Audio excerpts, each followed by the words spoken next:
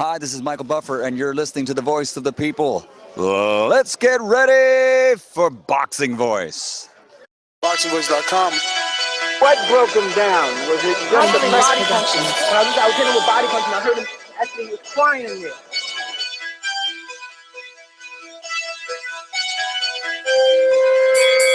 You were saying that Gibbs was crying when you hit him? Yes. When did that happen? And perhaps the fourth round on. BoxingVoice.com. So that you knew you had him by that time. Absolutely, but I knew you was tough and you were taking those punches. Production.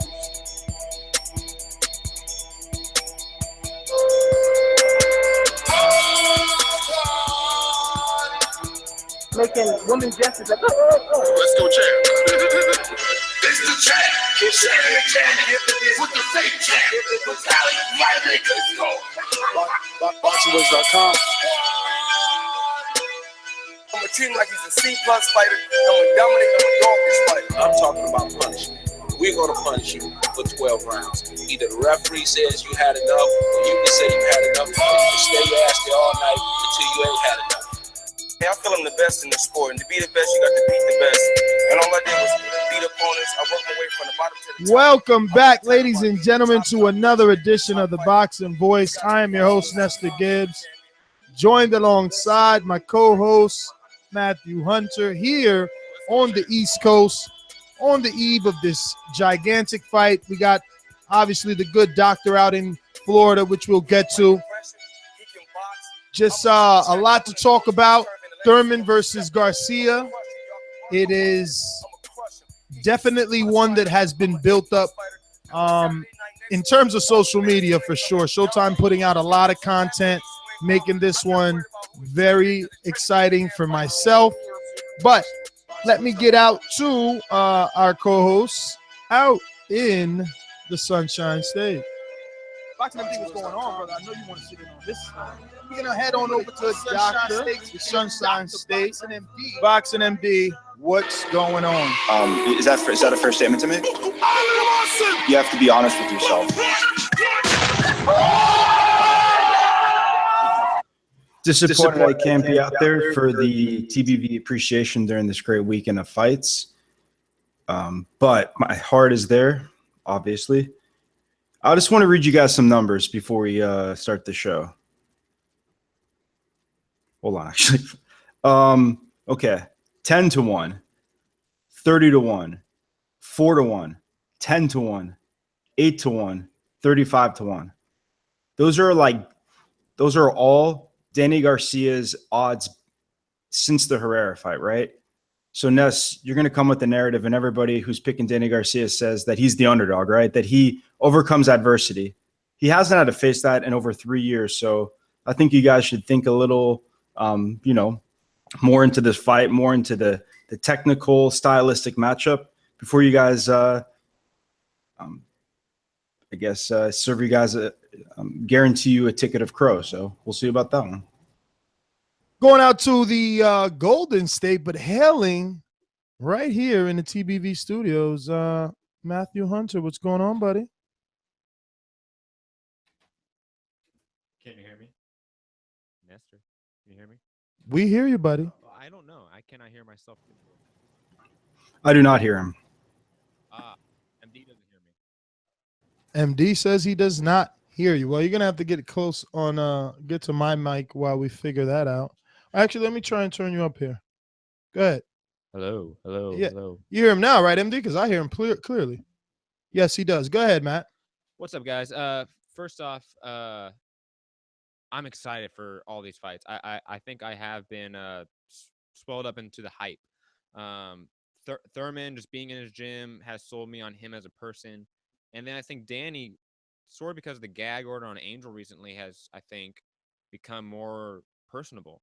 Like Mark on the Mark Kriegel Showtime reveal, Danny was crying, was much more personable. I think that's the best way to put it. And even at the press conference today, he was cracking jokes. He was just a normal guy, and I think that's something we don't see often with Danny. And I'm glad we're seeing these two guys really become themselves in this fight. It's two undefeated fighters. I think both of them are highly skilled in very different ways. But it's a fantastic fight. And then across the pond, we have David Haye versus Tony Bellew. And regardless of what you think that fight may end up looking like, that fight has sold itself just as much, if not more. So I think we just have tons of fights across the board that are exciting that we cannot wait to see. So I'm pumped. I'm pumped to be in New York. Can't wait to be at the TBV party. MD, I wish you were here, brother. 1 day to go. I can't believe it. We're 1 day out from the TBV Appreciation Night, 2 days out from the biggest fight of this year for sure. Two welterweights going at it. I mean, Thurman repeats it over and over. He's got that he's not afraid of letting it go. And, you know, to be honest, I think this press conference was a bit entertaining. I don't know about Matt, and I obviously want to get your thoughts on it, but you know, who do you think stole the shine in the press conference in this one? Because, you know, Thurman had his moments, and anybody that watched this knows that this kid is a very good speaker. I mean, MD, you would be proud of me. You would be proud of me. I'm telling you. Team Garcia rolled up on me. Never been the lame-o, never been the lame-o. And they're like, yo, here. And they had a ring in their hand. And what they did after this ring, MD, was they basically said that I should marry Keith Thurman. You know, he was like, here, after the fight, you can marry Keith Thurman. That was his exact words. So I don't know if anybody thinks I'm pro DSG. It looks like DSG, they have officially denounced me. Well, it's like Ness. It's like any relationship you may have with a woman, right? If you're dating somebody and you go and you cheat on them, you spend a weekend, you know, maybe one of their reactions would be, you should go and marry them instead, right? So he sees you obviously doing great work for the Boxing Voice. It wasn't Danny, you know, like I said, one of the team. Yeah, Team Garcia, right? Yeah. So obviously they pay attention enough that they for sure see that you got good content, and obviously spend time with Keith right before the big fight. So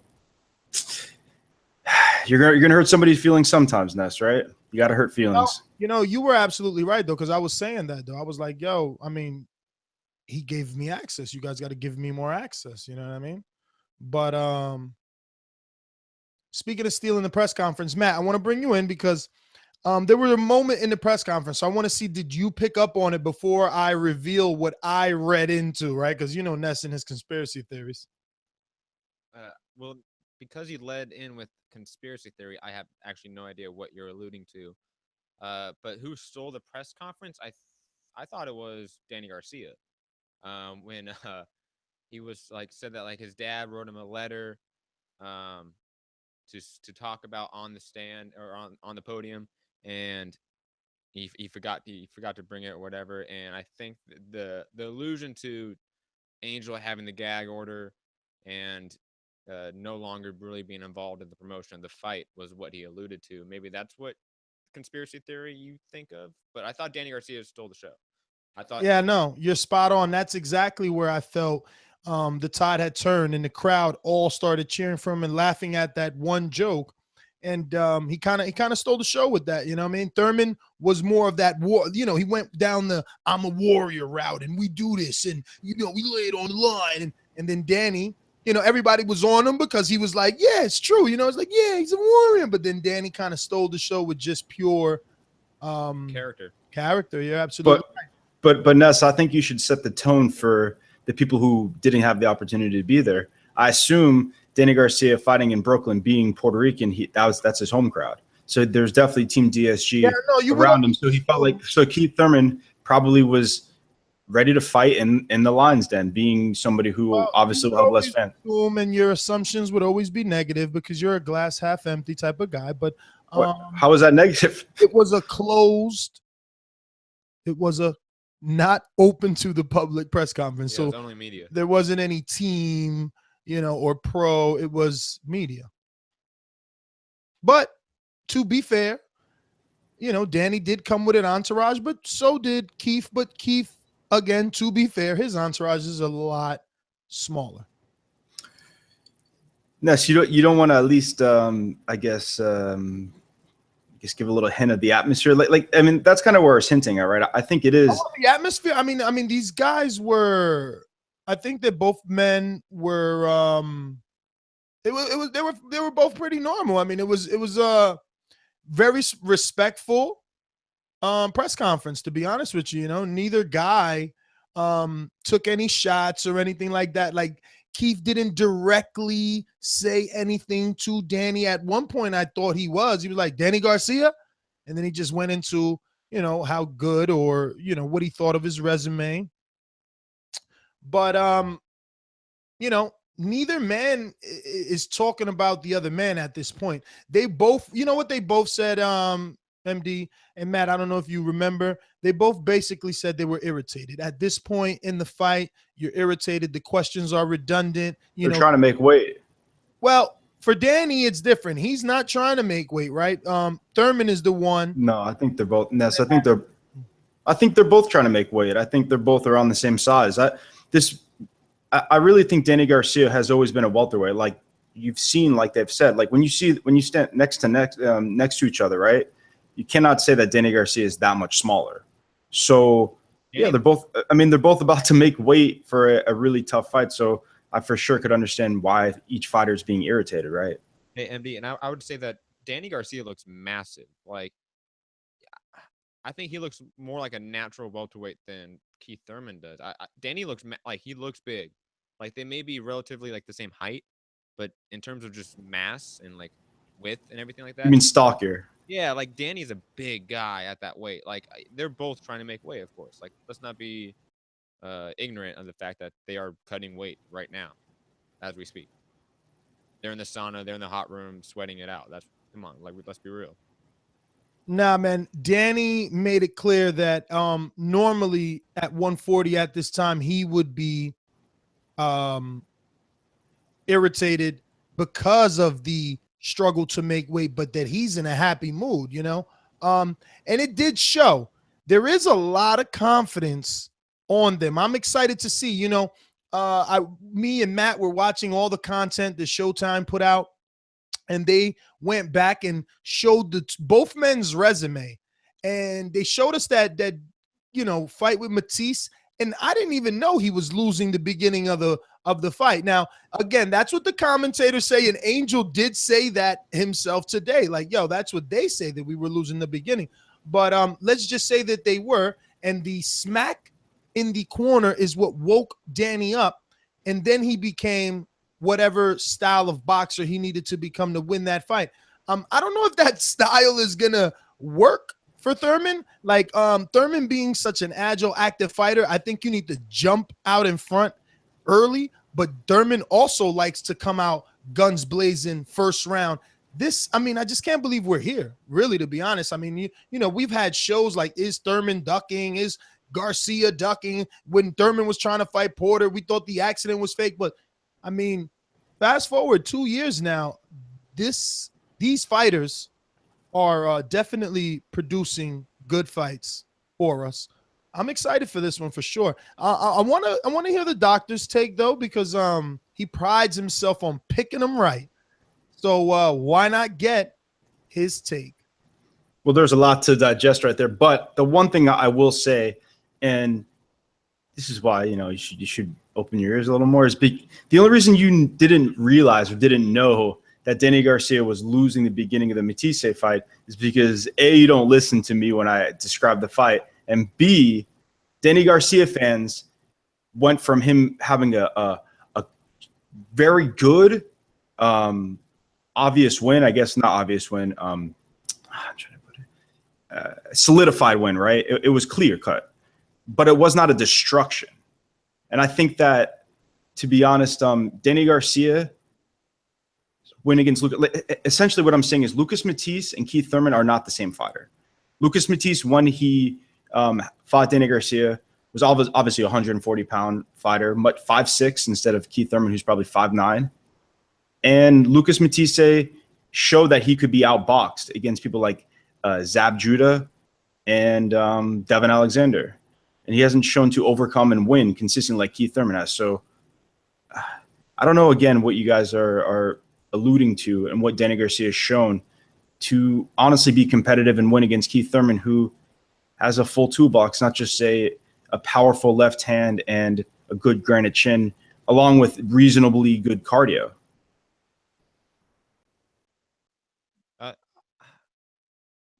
I think that I'm not really going to address any points because you had a good analysis and everything. But my take on the fight is that Danny is one of those guys where if he is throwing in combination, he will most likely win, whether it be the round, the exchange, or the fight.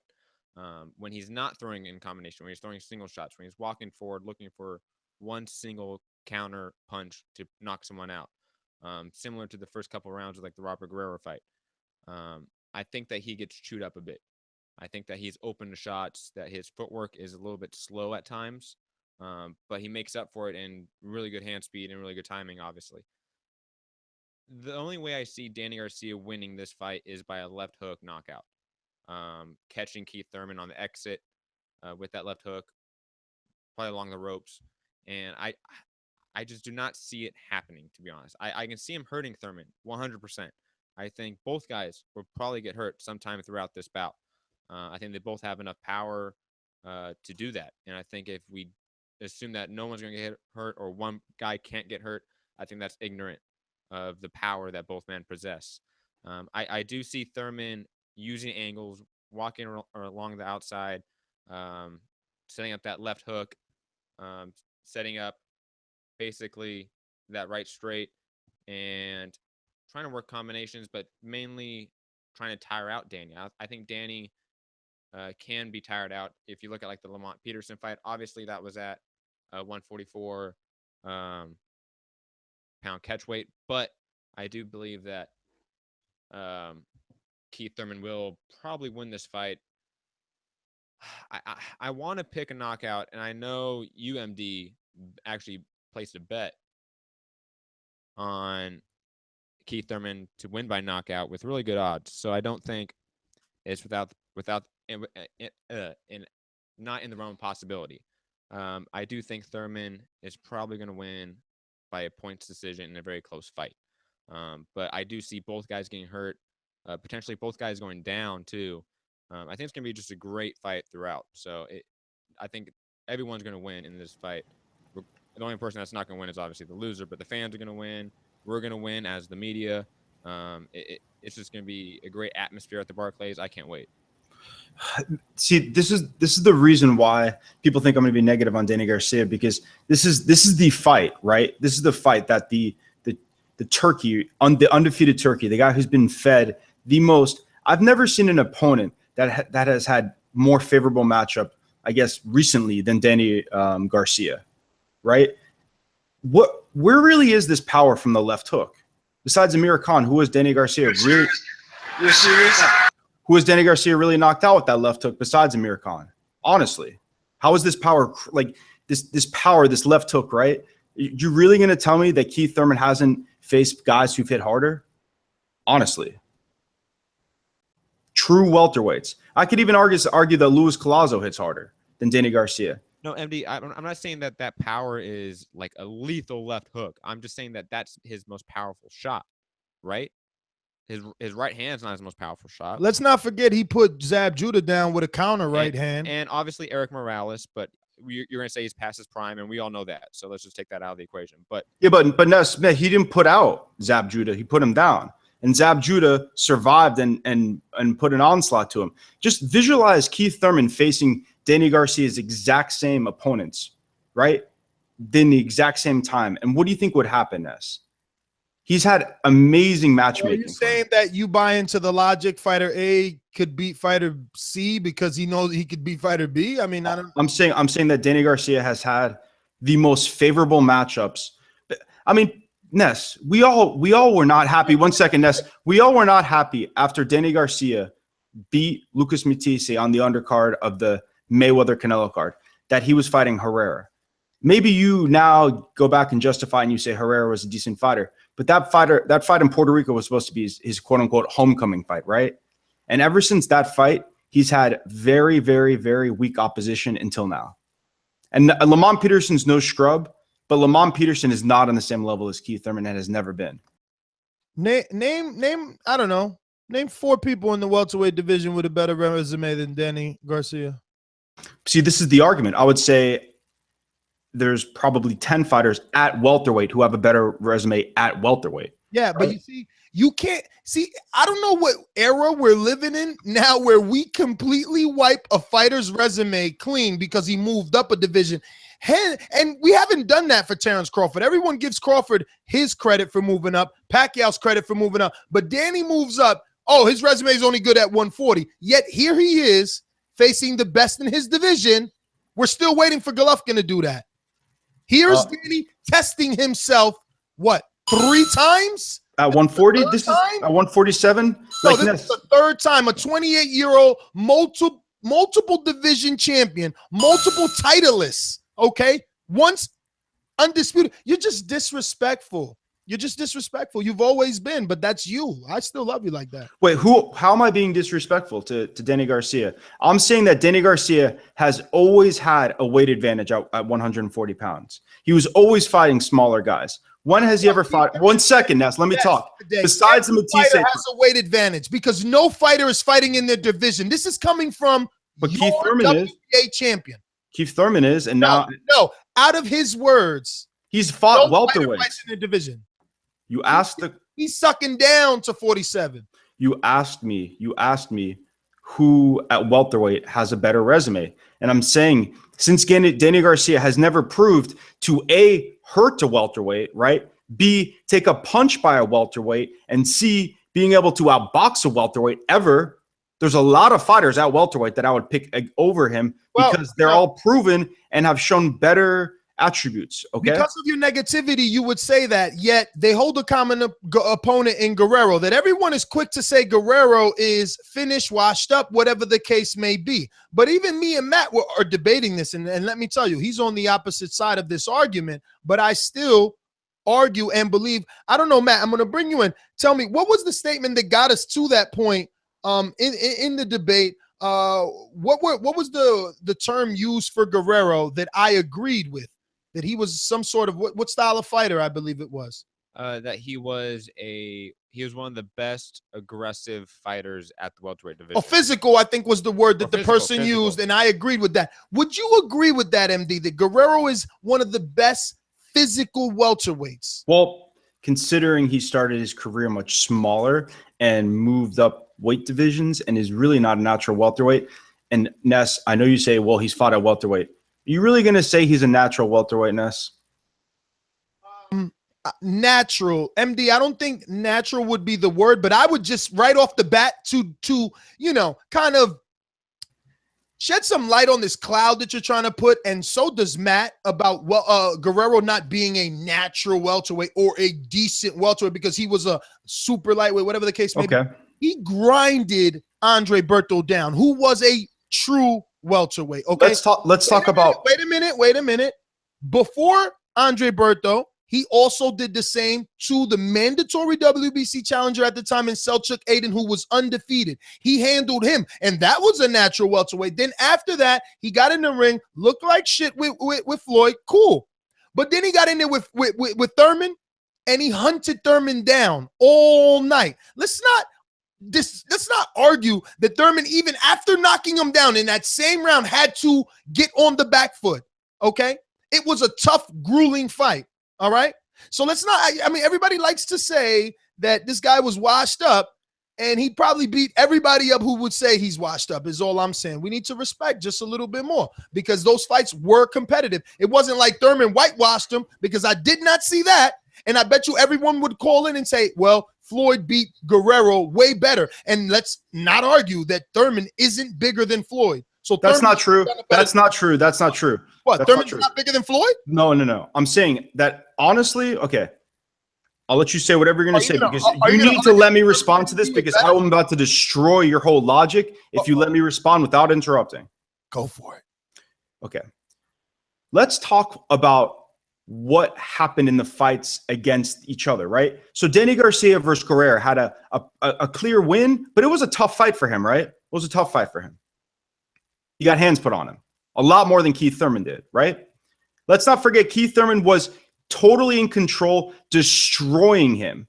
knocked him down, which is something that Danny Garcia couldn't do. Won almost every second of every round early until that headbutt. He had, it looked like a tumor on his head, right? And now you could sit here and say, oh, well, let's, you know, play the violin and make an excuse about the hematoma, right? It was there, Ness. And I think if that wasn't there, he would have been able to stop him. And it would have been a more dominant win than Floyd Mayweather because he hurt Guerrero way more than Floyd. Yes, Floyd didn't get hit nearly as much as Keith Thurman. Speculation, Your Honor. But right. But let me finish. And then the last thing is you say shot, right? Are you going to sit here and tell me that those shots that he took from Keith Thurman weren't devastating? His head was snapping back. The way he was responding for it. In his next fight against Aaron Martinez, we all know what happened there. His chin seemed to be a little worse because someone who cannot punch, and Aaron Martinez literally knocked him out and woke him up in the same round, right? So then Danny Garcia fought him, right? Danny Garcia won. And then a non-washed Guerrero, whatever you want to call him, lost to an Uber driver. So you could paint any story you want to, but these are facts. Yo, let me ask you something. Hold on, very fast. MD, so what's your point? Is it that Thurman got touched less than Garcia did when they fought Guerrero? Right? Is that your overall point? No, I would say that Thurman showed a class level, a level in which the fight, like Keith Thurman was able to box around him, use his size, use his power, and completely control a much smaller, cruder, to be honest, fighter than Keith Thurman, who was not able to essentially win portions of the fight or the round until Keith Thurman with that head seemed to be a little more lethargic and defensive. I think we're honestly splitting hairs. They both got touched up bad. Absolutely. By a guy that they shouldn't have been touched up. No. See, that's what I dispute. I dispute that Guerrero is that style of fighter that he's going to make anybody. He's going to come forward on anybody, which he did. MD is trying to sit here and paint a different picture. Thurman even admits that he had his back on the ropes more than he had liked in both fights, in the Guerrero and in the Sean Porter fight. Please, the round that he dropped Guerrero got up, man. We talked about it. You were probably in the gym that day. I don't know what you mean. Well, I mean, listen, the fights exist. You guys could watch them, right? Go back and watch the fights and really understand what happened. And also go back and watch that Aaron Martinez fight. Because Robert Guerrero was facing a guy with power who he's never seen. And this is the thing. This is why I'm picking the knockout proposition, which essentially is 2.5 to 1. So if you put up $100, you get $250 back. By knockout because of Robert Guerrero getting knocked out by Aaron Martinez? Well, He didn't get knocked out. Are you going to let me finish what I'm saying? What I'm saying is that Danny Garcia has never faced anybody that hits anywhere nearly as hard with the type of accuracy Keith Thurman has. Now you could say Lucas Matisse hits as hard as Keith Thurman, which obviously I don't know at 147. It's hard to say. Obviously at 140, Matisse had crazy power, but the accuracy is not comparable. Danny Garcia gets hit a lot by every single fighter, and to sit in the pocket to wait for that big left hook, I think that if he's going to try to win and come forward and straighter lines, and Keith Thurman is going to use angles, I see him getting really hurt and possibly TKO finish. I don't disagree. I'm just playing devil's advocate here. I have the same prediction.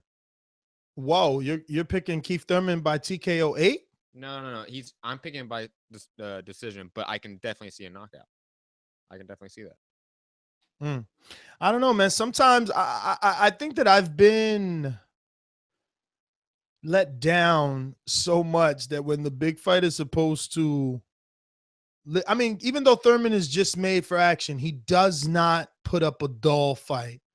And he doesn't, well, he did take his foot off the gas in the Bundu fight, but he said he promised he would never do that again. He really did sound like he regrets, dropping Bundu and not jumping all over him, especially now after Earl stopped him. So I don't know, man.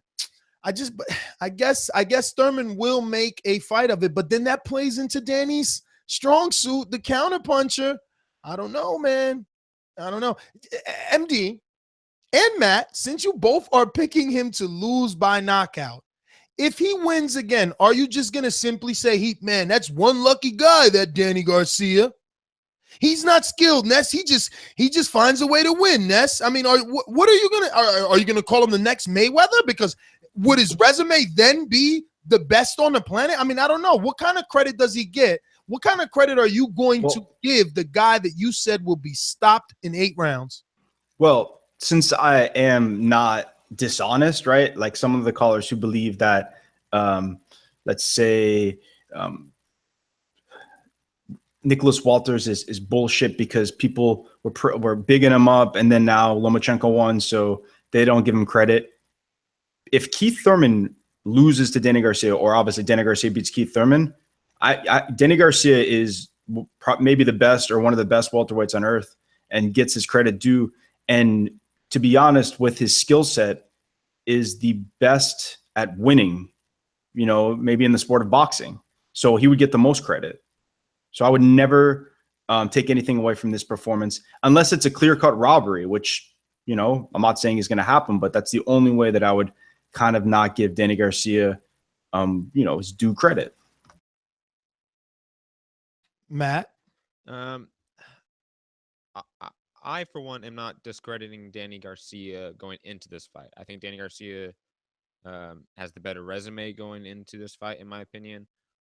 I think Danny Garcia is a little more credentialed in a way. So I'm not discrediting him in any way. So me picking Keith to win either by knockout or decision isn't in any way me disrespecting Danny. I just think styles make fights. I think Keith is a very bad style matchup for Danny. But do I think Danny can go in there and beat everyone else at the welterweight division? Yeah, I think he could go in there and beat Kell Brook and Earl Spence and all these people. Yeah, that's very likely. I think Keith is just... You'd favor him against those guys? You think Keith Thurman's would match up better against the rest of the top 5? I'm not saying that Keith Thurman doesn't match up better against those guys. I'm just saying Danny, just because I picked Danny to lose in possibly devastating fashion in this fight, doesn't mean I think he's a bad fighter. That happens. The greats get knocked out sometimes, like that's just what's so funny, Ness? You guys are picking him to lose by knockout. The greats. So wait, the greats. I'm sorry, and now people are going to get really mad at me for saying this, but is Danny Garcia a good fighter or is Danny Garcia a great fighter? We don't know. Ness, go ahead. Go ahead and answer that. If he beats Thurman, would you call him great? Yes. Okay. Well, there you go. Boom. We have our test then. He's a really good fighter right now. You can't deny that. You can't say he's just a decent fighter. He's really good. Yeah, I think he's a very good fighter. I just don't flashy in a different way. I mean, he may not be diversified in his game, but what he does, he excels at. Right, and to me, what I've seen in boxing and why I talk about the eye test, right? It's hard to explain. It's like fluidity, I guess, position, understanding, gauging of distance, quickness, power, all these things that when you watch boxing and you assess a fighter, who's elite and who has it and who doesn't have it. To me, Danny Garcia just doesn't have everything it takes to beat somebody like I think Keith Thurman, who does have a lot of those attributes that I look in a fighter who's going to have longevity and be somewhere near the, the top of the sport. And I think that's cool. Listen, we need those people watching to hit that thumbs up button. It definitely helps, and we appreciate it, but it helps with the visibility of the show. Listen, MD and Matt, what if Danny goes in there and I'm talking about the exact same identical Amir Khan fight. Thurman comes out fast and strong. First 2 rounds, the public believes Thurman is beating the shit out of him. He's hitting him boom, boom, boom, Amir Khan style. Then he gets timed in the 3rd round. He gets knocked out just like Amir Khan. Is it a lucky punch? Or is he still great? I just don't want him to be discredited if he does what he's known to do. It's just like, here's the problem, Ness. I don't think anybody would take that away from Keith Thurman. And this is the problem. This is why the argument sounds so ridiculous. One second. This is why it sounds so ridiculous. You're comparing something he did accomplish only one time against I'm talking about come behind and knock out somebody cold, or, obviously he finished it up with more punches, but I'm just trying to give the most radical scenario. So, but you're comparing it to Amir Khan.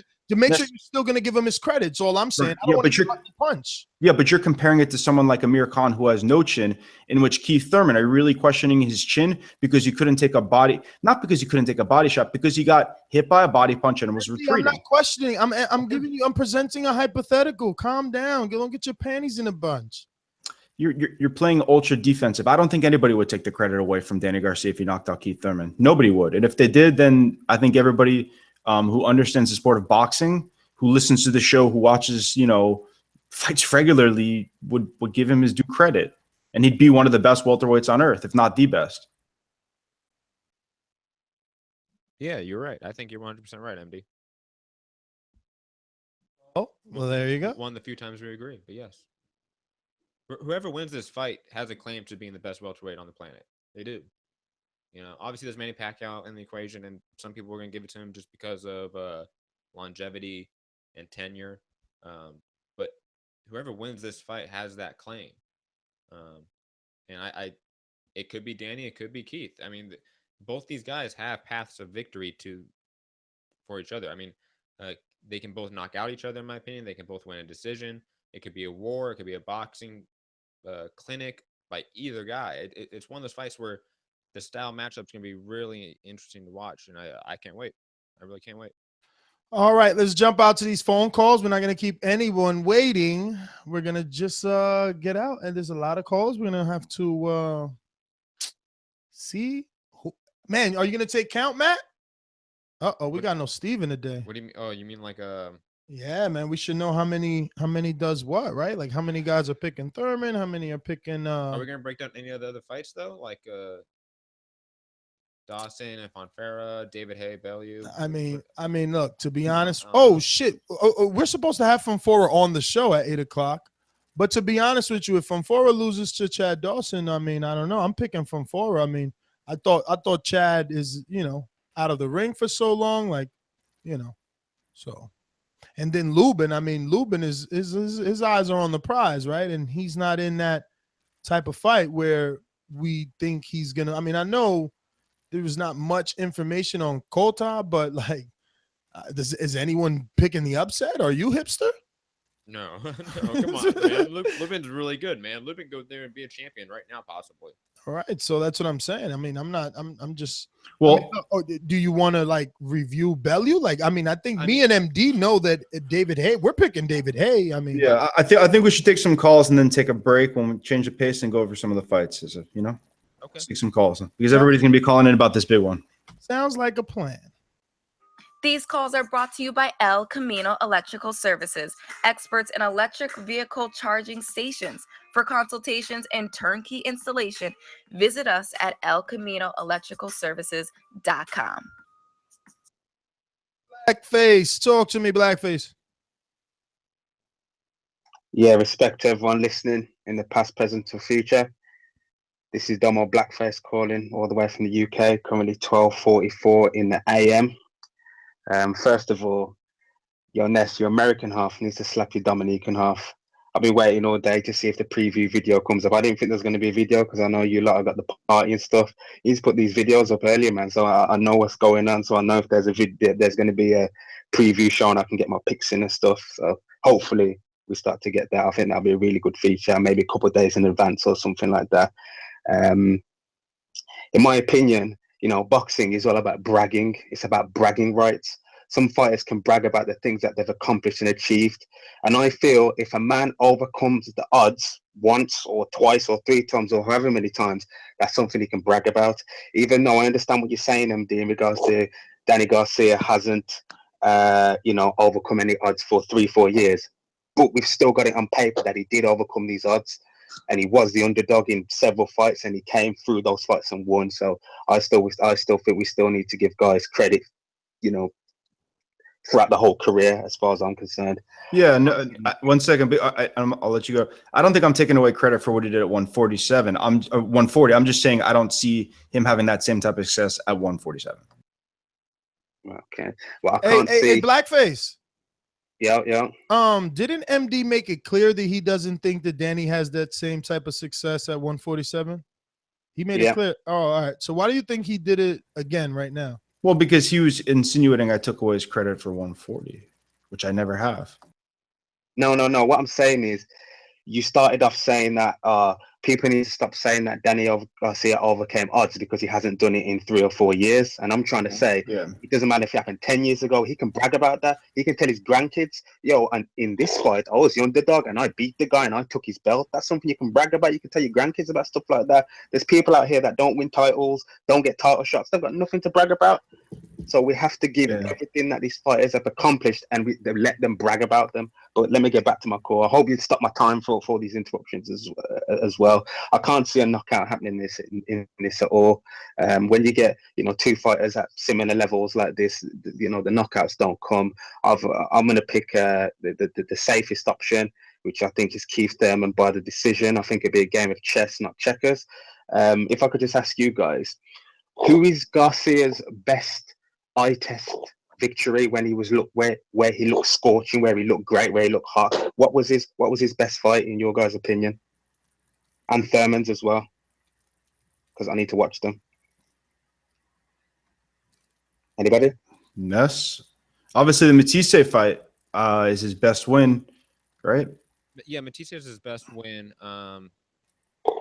His best eye test win. His best eye test win, not resume win. Eye test. He's never had a best eye test win, which is kind of where the criticism comes from. Well, he's opening the door for that. He's saying the best eye test, so you can pick a fight where it wasn't the best opponent, because it's how you look, not how you look versus that person. Okay, Rod Salka. I'll be honest, because I was like, I'm younger. My first fight I ever saw of Danny Garcia was the Eric Morales knockout. So that was like, wow, like this guy's. Hey, I'm only 21, man. I'm young, but so man, that was one where I was like, okay, I need to keep watching this guy. But it's definitely one where retroactively you know what it is, but it's still a good eye test fight, I would say. Well, okay. Well, I think would you say, given how you guys are, you entertain and educate, would you say this is Keith Thurman's first real title fight? Because he's been the interim WA champion and the regular WA champion for the past how many years? This will be for the super title. So I would say this is officially his first world title fight, so to speak, because on the Boxing Voice we don't, and everyone in the chat, we don't give credit for people who hold regular titles, do we? Absolutely not, because then you would have to discredit Kell Brook as being a world champion. No. Pardon?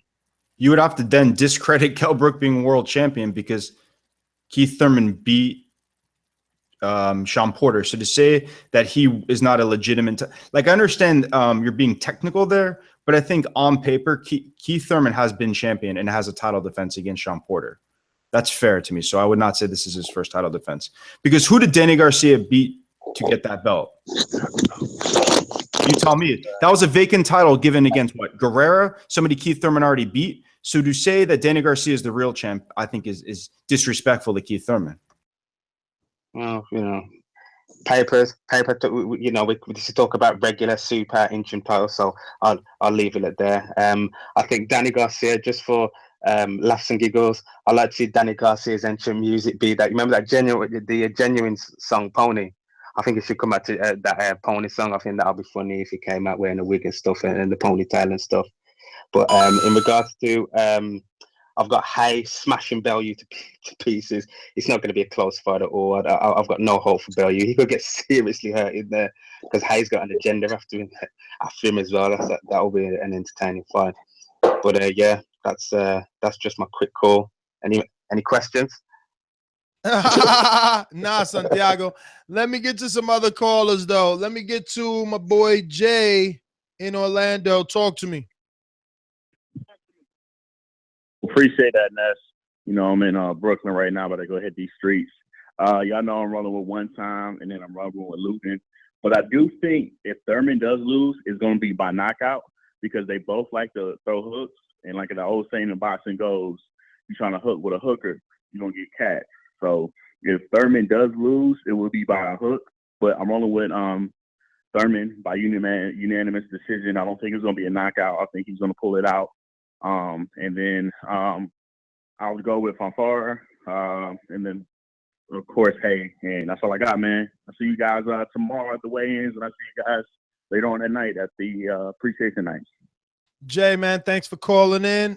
We're gonna go back out to the Skype. We got Joey in New Zealand. Hey, Ness, how are you, man? I'm good, brother. How are you? Good, brother. How are you? Wesley, I need you to mute yourself, or we're gonna have to get rid of you, buddy, and make it snappy, Pappy. I'm just ringing in about the Keith Thurman fight. I'm really excited for this one, man. I've been sick all week, but I've been sitting on my bed reading all the posts and everything by you guys, and I'm getting excited, man. I'm definitely going to go with Keith Thurman by points. I know that's kind of the boring, safe option, but I don't know. It just kind of seems like it's going to go that way. Like whenever there's some kind of big mega fight like this, it always just ends up going to points, even though everyone wants it to be knockout, you know. You can't have everything. It's not Christmas time. And I just wanted to say thanks for the Patreon fight, guys, man. That was good fun. I think, MD, you were a little mean. But it was fun. It was all fun and games. And I think everyone just got a bit defensive towards Matt because, like, I don't know, I suppose we're all friends. So, like, no one likes to see their friend getting beaten up. So everyone gets a bit defensive, you know. But, like, it was all fun. Anyway, that's my call, guys. You get back to it. I better get back to work. But, yeah, I'll be listening, guys. Catch you later. All right, Joey. Well, thanks for calling in. We're going to go to we got Dre. Talk to me. Yeah, what's up? Evening, everybody. What's up? What's up, brother? All right. I'm just gonna go ahead and make my pick, man. I'm gonna go with Thurman by split decision. Split decision. Thurman. Controversial decision, I think. Controversial. I'm seeing controversial decision at the end of the night, man. So that's basically about it, man. Hey, did you get my my email about? I sure did, brother. I sure did. Happy to see that a fellow nominee for an award will be in the building. All right. Definitely can't wait. Tomorrow is here, man. I can't believe we're already 24 hours out, man. Let's get to we got Scorsese. Talk to me. Scorsese. Yo, that's all the call time he wanted. He had like 2 seconds, bro. That's all he wanted, brother. People doing it short and sweet. They don't just call in here singing and dancing like you.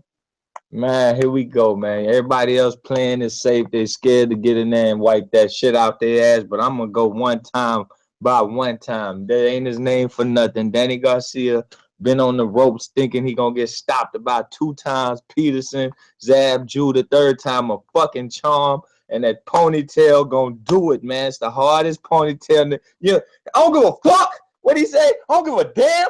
You can talk that shit. That's what I want to hear right there. Now, I wasn't excited for Thurman Porter, which was a better fight, but they was bland as shit. They was bland. You got Garcia, you got Angel Garcia talking shit, but this right here, this ain't the better fight. But they promoting themselves. So it's like, man, this CBS, NBC, whatever it's finna be on, man, they better do about 10 million. And Thurman gonna come in there leading with them big ass hooks. He could possibly get knocked out too, because he wild as shit. But he just he too confident for Danny right now. He seen him lose at 140. He seen him lose at 143. You ain't finna come up in my house after you lost at the neighbor house. That's what he thinking. Shit, it's on, man. And I got I don't know, Funfire or Dawson. I don't know, but shout out to Jerry Hurd. I ain't get to talk about that fight. That's a good fight right there. But anyways, that's my call, man. Yo, who you got in the poly fight? All right, Scorsese, thanks for calling. Yo, I want to hear his pick in the poly fight. Yo, he gone, man. Scorsese, who you got in the poly fight? He fighting Eggington. More than likely, he going over there getting beat by Eggington.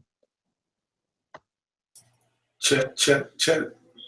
What up, Enrique Church? What's going on? What's going on, Boxing Voice? Oh, don't even talk to us over there without your mic being played. We're going to go do some callers while you get it together. Oh, shit. Don't take it personal. Let me get out to, we got Wesley over here. Talk to me, Wesley. First time calling in, Wesley? No, second time. Second time. All right, brother. Well, what's going on your mind? Talk to us. Thurman Garcia, who you picking? Split decision, Thurman. 100%. Thurman. Scorsese went with who, MD? Thurman, knockout. Damn, everybody. Are you saying split decision because it's going to be a really close fight, or do you think it's going to be close in the eyes of the judges? It's going to be a close fight because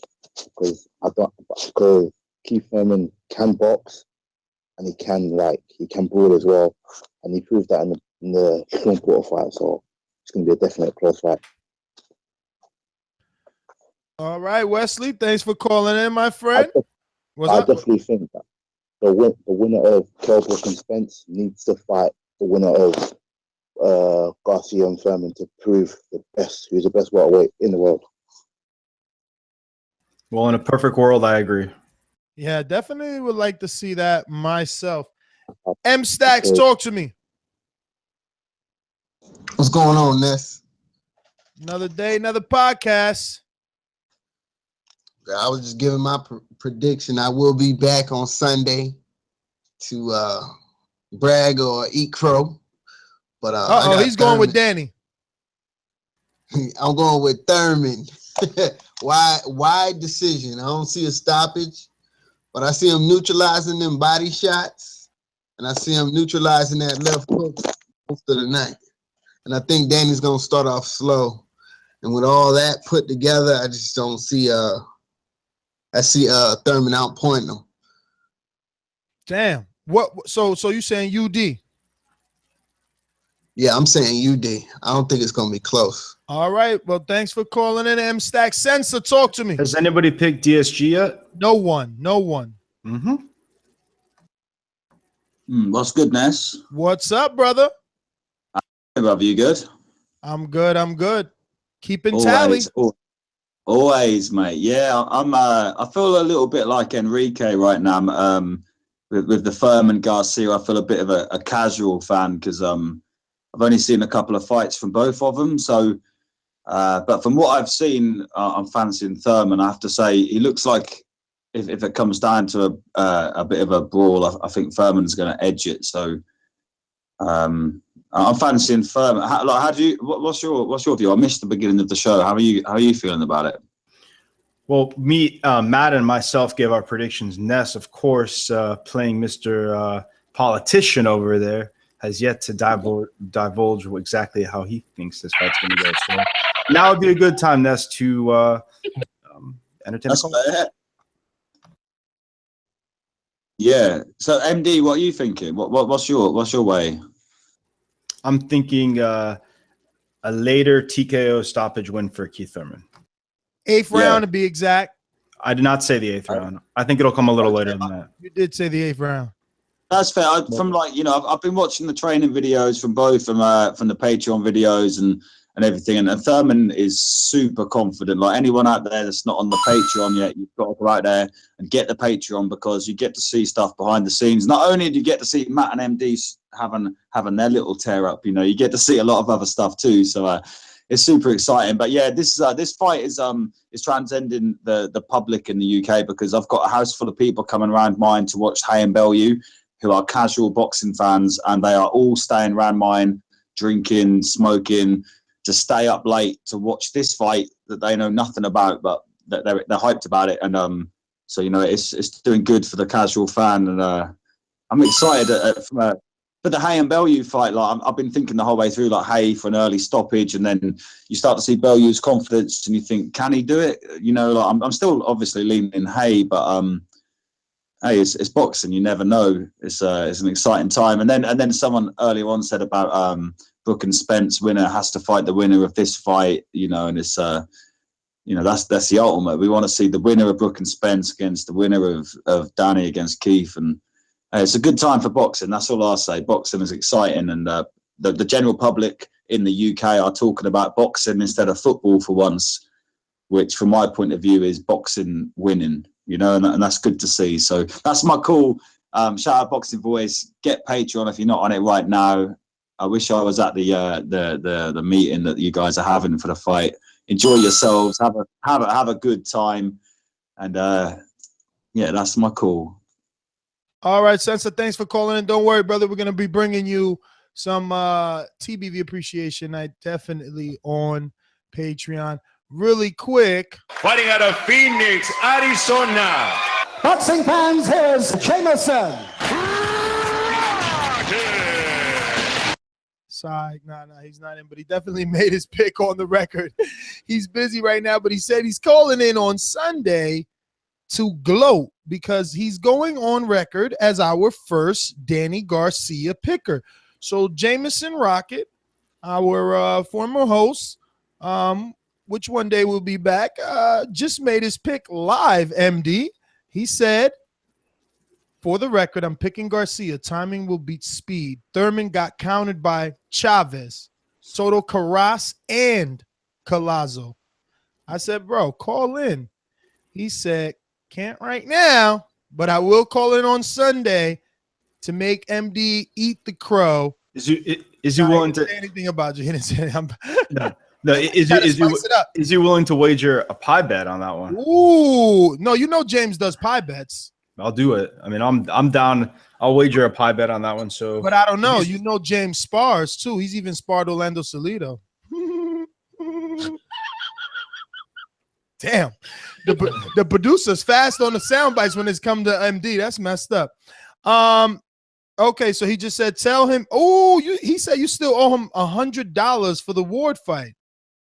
So you don't pay your bets, MD? With James, I have $100 bet with the Ward fight. Text me.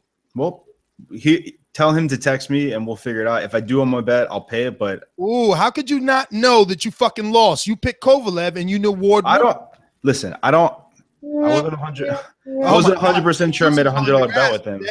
Producer's all on you.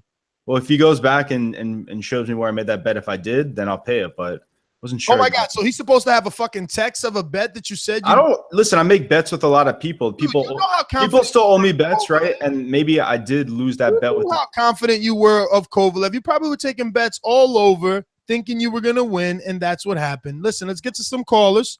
We got to go out to these phone lines. There's so many people out here. We got someone who's called in once before, but my producer is slipping. 347, talk to me. Who's this? First time caller, long time listener. What's up? What's up, brother? What's your name? My name's Christian from Brooklyn. What's going on, from Brooklyn. What's going on? What's going on? So how long have you been listening? Man, 2 years, I think. Yeah, about 2 years now. Nice. Well, let me play this intro. And since you are a first-time caller, you're going to have to go in and introduce yourself and then go right into your Thurman Garcia pick. All right, brother? All right, man. Ladies and gentlemen, making his professional debut. This is Christian calling you live from Brooklyn. What's up, y'all? Christian, Brooklyn is very close to Philadelphia. Tell me, do you have Danny Garcia? I wish I could say that, Ness, but I'm going with Thurman on this one. I got to pick Thurman. By decision, of course.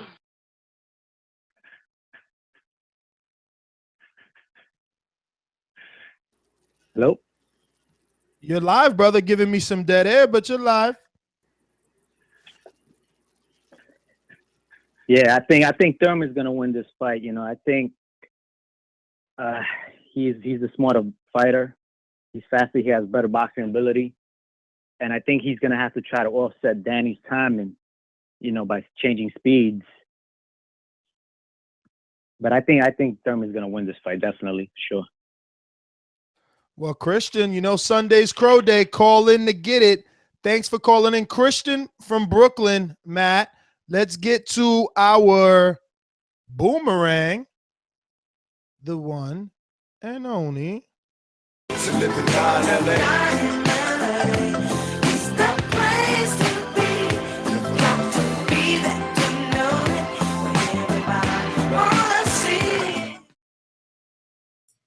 Yo, what's up?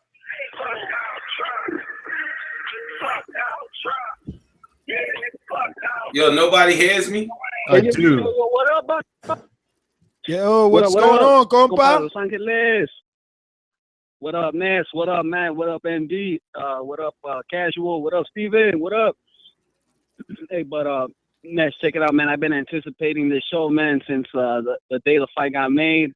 And I'm going with my boy DSG. You know, Latin Goonies, baby. We out here. We got to support. We got to represent. But I got my boy Danny Garcia. You know what? Everybody keeps talking about his left hand, man, to be careful with his left hook. But he has power in his right hand, too, man. So Thurman's got to be careful with that. I'm pretty sure he is. But I got, you know what? I'm going to go with Chad Dawson over Fanfara. I got fucking, who else we got? Hey, who's on the co-main event? Paulie. How about Paulie versus Sam Egginton? That's a pretty close fight.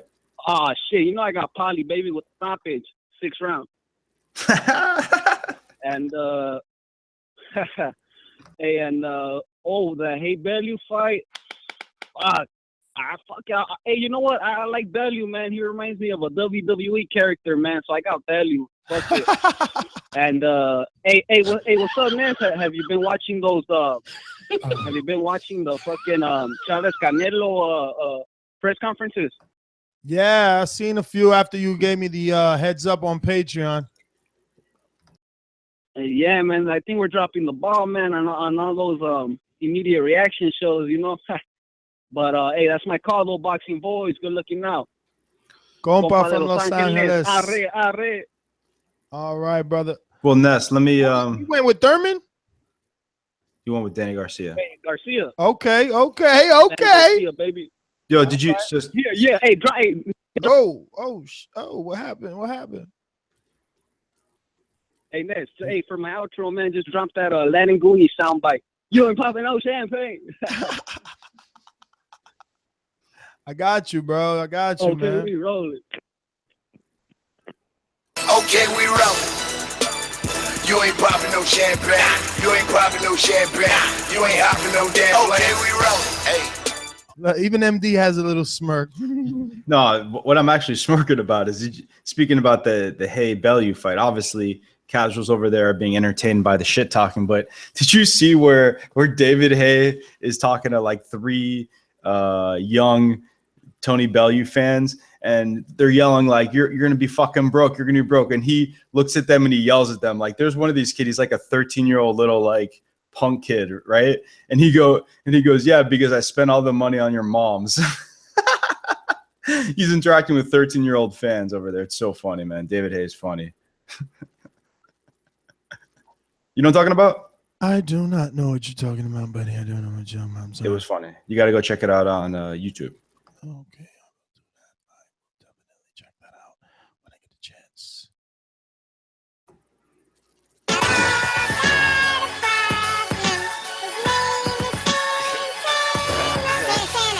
I'm back.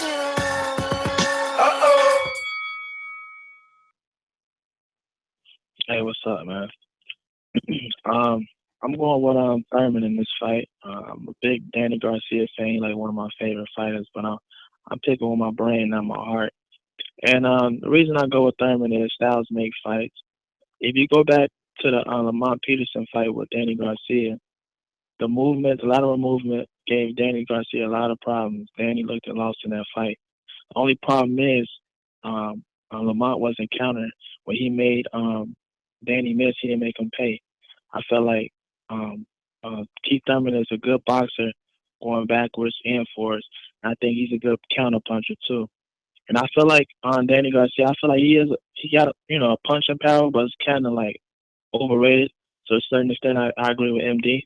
I feel like he knocked out Amir Khan, who has a questionable chin, and an old ass Eric Morales. So it's like, I don't know. Like I feel like he's fighting a natural welterweight now. Now, only, like, I don't see, like, if it goes to the scorecards, I'm going with Thurman. But the only way I see Danny winning is knocking Thurman out, and I really don't see that. But if Danny do win, if he do pull it out, I got him pound for pound number 1. I mean, you can't, he's been, out of all his 3 of his fights, he's been the underdog. And, if he win all 3 of his biggest fights being the underdog, I mean, man, that's crazy. But, yeah, so I'm going with Thurman, though.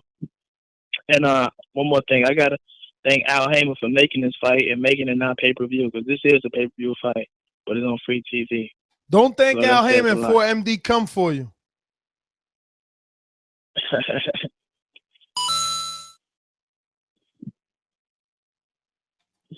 All right, Santana, well, thanks for calling in. Listen to this. I'm doubling up and doing the job as a producer as well, and I'm trying to find that video that I'm talking about. So, All right.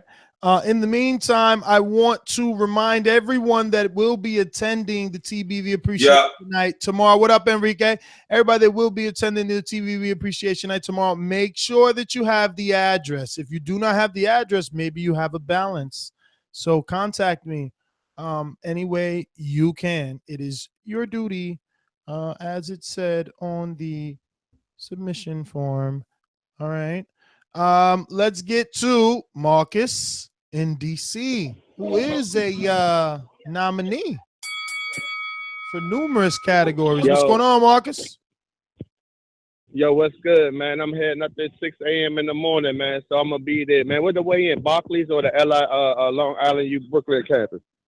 It's going to be in the Barclay.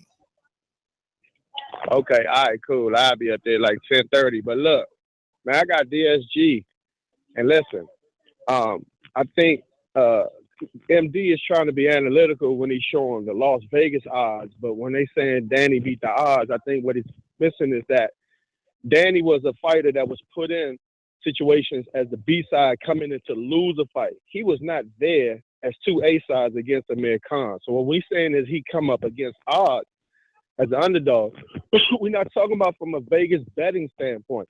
We're talking about he was put in the fight that Amir Khan to lose. The presumption was that he was holding Matise's belt, and that whenever Matisse and him did it, that he was going to steamroll Danny. Marcus. Sorry to cut you off. We got Andres from Forum. Bring him on, Steven. We have Monster Piece and Andres from Forum on the line. We'll be right back with you, Marcus. I do apologize once again. Real quick, is my mic sounding clearly, or is it like picking up from my computer? Nah, it's your computer. Monster Piece, how are you today? I'm doing good, guys. I'm very excited to bring you Farah on the show. Oh, but just yep, I'm here, guys. How are you? Andre, how are you doing today? I'm good. Feel great. You know, we got a nice sunny day in New York. Today we got like press conference. And the night we got my workout right now, and you know, I'm ready for a weigh-in tomorrow and a fight Saturday night. So you still doing workouts tonight? What are you doing? Some light jogging? Yeah, light, shadow, you know. We must, you know, do some tactic things, you know, and you know, we are ready, you know. I don't need that, but you know, I like, you know, workout today too, you know. I'm in the top shape, then you know, it's good. No, I can definitely vouch for that. I seen you at the media workout on Wednesday, and obviously today at the final press conference, and you're looking ready to go. What do you think Chad Dawson has left in the tank from Fora? I think so, you know. He's ready for this fight too. He don't show up anywhere, then you know, maybe he gets some, you know, secret weapon. I'm not sure, but you know, I'm ready for him. You know, he's you know, he was one of the, you know, top fighter, and I think he still is, you know, great boxer, great skills, and a lot of experience. You know, he don't box 1 year. Same maybe like me, you know. After my last fight with Joe Smith, I got a little bit break. I'm back to the boxing right now, and it's like a crossword fight, you know, me and Chad. You know, I'm ready for that. I can wait Saturday night, and you know, only win.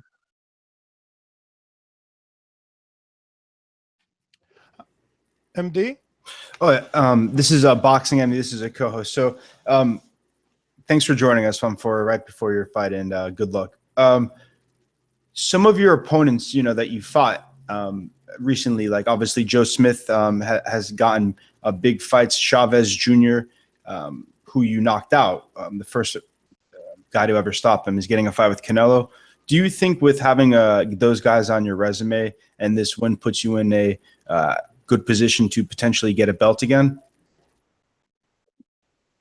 Yeah, of course. 2015 was my, one of my best year. I beat, two former and two great fighters, who was Chavez and then Cleverly. Then I got, very good year, 2015. 2016 started so because, Joe Smith, knocked me out in the first round. And then, I switched my team, but I'm back to the game. And, I'm ready for Saturday night. I'm ready for Chad Dawson. He's, very good boxer, and I wanna show him and show everybody Saturday night I'm better, and I wanna back to the top. Fanfare, this is Matt, the producer of the Boxing Voice. What in Chad Dawson do you see that you can exploit? What I exploit, for sure he is fast, he's quick, he has a good legs, good movement, but he can run, 10 rounds, with me, and I got good jab too. I'm quick. I have good skills right now. I train with Virgil Hunter. We got great camp, and I'm ready for Chad. Then I think so. It's like a great fight for me and for him. And all fans should come Saturday night and watch us. Andre, so could you just speak about a little bit of, being with Tony Brady over there, the strength and conditioning coach that you've been using for the past couple of, I guess, training camps now that you're working with Virgil Hunter? I know that he's a very experienced strength and conditioning coach that's worked with numerous elite level fighters. So just how is it being with him? Yeah, of course. Tony helped me a lot too. Great guy, great man, great trainer. He knows what he's doing, and this is the second part of my camp. Strength and condition was great. Hard trainings, and again hard trainings. But those training help me prepare for my fight, and we have great boxing and strength conditioning camp. And both things, we do everything, and I'm ready for Saturday. My last question, has Andre Ward given you any advice, or have you shared the ring with him in sparring? No, he don't give me advice, he just told me, be smart with this fight and win those fights because you can win this fight. That's all, I help him, prepare before Kovalev, then we spar a little bit, and, I have some rounds with him. Then this was the one of the biggest experience I had, spar with him and help him prepare to those fights. And he's a great fighter, and I'm ready for Saturday, for Chad Dawson. I want to go to the ring, one, and back to my wife and to my kid who just born, my boy Leo, and just I must do some work Saturday night and back to Chicago. So obviously you're focused on Dawson, but have you had talks with PBC, Heyman, or any of your management potentially getting a fight in Europe, overseas, maybe in your hometown in Poland? Would that be a direction that they seem to want to go, or yourself wants to go into? Yeah, we have a lot of ideas where I can fight next, but first of all, I want to beat Chad Dawson. I don't think about next fight and what happened next. I'm thinking only about Saturday night. But yeah, of course, back to Poland, because my first pro fight was in Poland, or my pro career was amateur career was in Poland. Then I feel great to back to Poland and box there, but this is like a second story, The first thing is won the Saturday night. Fanfare, is this a WBC sanctioned bout? I'm not sure. I don't think so. It's just a ranking fight for all rankings. WBC 2, then but it's not I think so, like specify, WBC, but just ranking fight. So has there been any like VADA PD testing or USADA testing? Yes. Of course, we was testing. I was testing. I know how chat, but I'm in the program, playing a WBC program. Then I do my test like VADA come to my camp 2 weeks ago. I'm clean, ready to fight, and everything is good. And 2 weeks ago was the first time they came to your camp and tested you? For I this think fight? so. Okay. Thank you. Thanks. Well, Fanfare, we want to thank you obviously for coming on. I know that this is the weigh-in. Today is obviously the press conference. Tomorrow's the weigh-in, so it's really winding down to your fight here. I know you must be already irritated and ready to go. So if you have any social media, please give it out so that anyone can follow you and keep an eye on your career. Yeah, my social media is andreyfonfara.com, my website, or you can find the Instagram or Facebook. I got fan page and my own page on Facebook or my Instagram. That see you Saturday night. And I want to win the fight and back to the top. Definitely, man. Thank you so much, Monster Beast. Thank you. We will definitely be live at the fight. You guys. Can't wait. All right, so let's jump out to the callers. We definitely have a lot. We're gonna go. Where did we pick off? We were at Marcus. Monster, are you coming back? Did she drop off? Text her, find out if she's ready to come back. And in the meantime, I'll go back to Marcus to wrap up his call, and we'll get back down the line, ladies and gentlemen. I know everyone wants to get their call in. Excuse me. Be patient. The number is 1-425-569-5241. International callers, add Nestor Gibbs on Skype. We're going to Marcus in DC. What up? Marcus, Is my mic better still? Oh, you're beautiful, Enrique. You're finally back. So after Marcus, jump in. Go ahead. The coach just put you in. All right. So real quick, so let me just say this. First of all, big shout out to Fanfare and Dawson for being in the clean boxing program. That's big. Big shout out to Keith Thurman and Danny Garcia for taking this fight. And either one of them can win the fight. But there's one thing that I don't see. That's what everybody say. I see Keith Thurman give people movement, but I don't really see him punch at angles. I heard people say angles, and I don't know if they combine it in two terms. Yes, Keith Thurman will give you movements, but when he attacks in a straight line. He doesn't punch at angles, and I see that playing into Danny's wheelhouse because I think Danny can get grimy and go to the body. I've seen Keith Thurman I've seen him in good, real tough fights, and I don't see the elevation in all the skills that everyone said. I didn't see him rise and fight better. I just saw him outfight the guy in the same way he had been fighting. I never see him take it to a different notch. I've seen Danny in fights where he's been in a fight, and then I've seen him turn up a gear on the guy and whittle the guy down. And so my thing is that if Thurman is there to be hit, Danny goes to his body and breaks him down.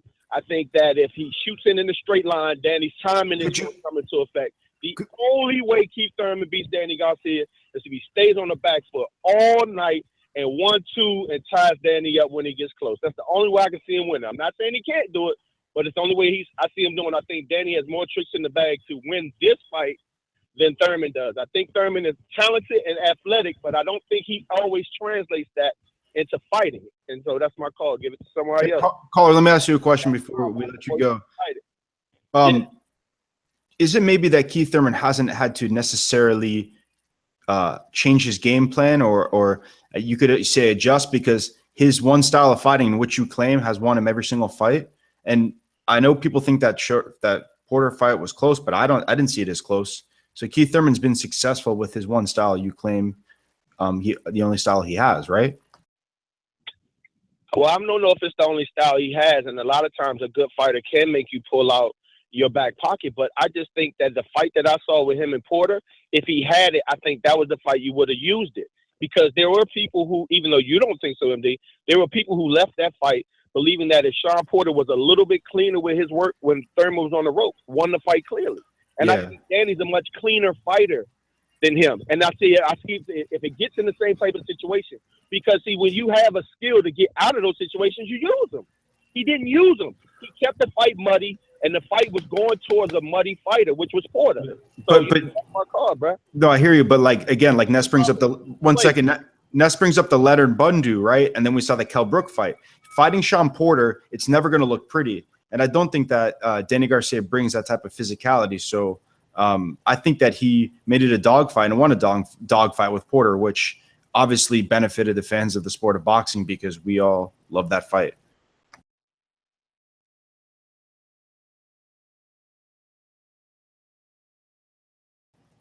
I'm a motherfucking monster.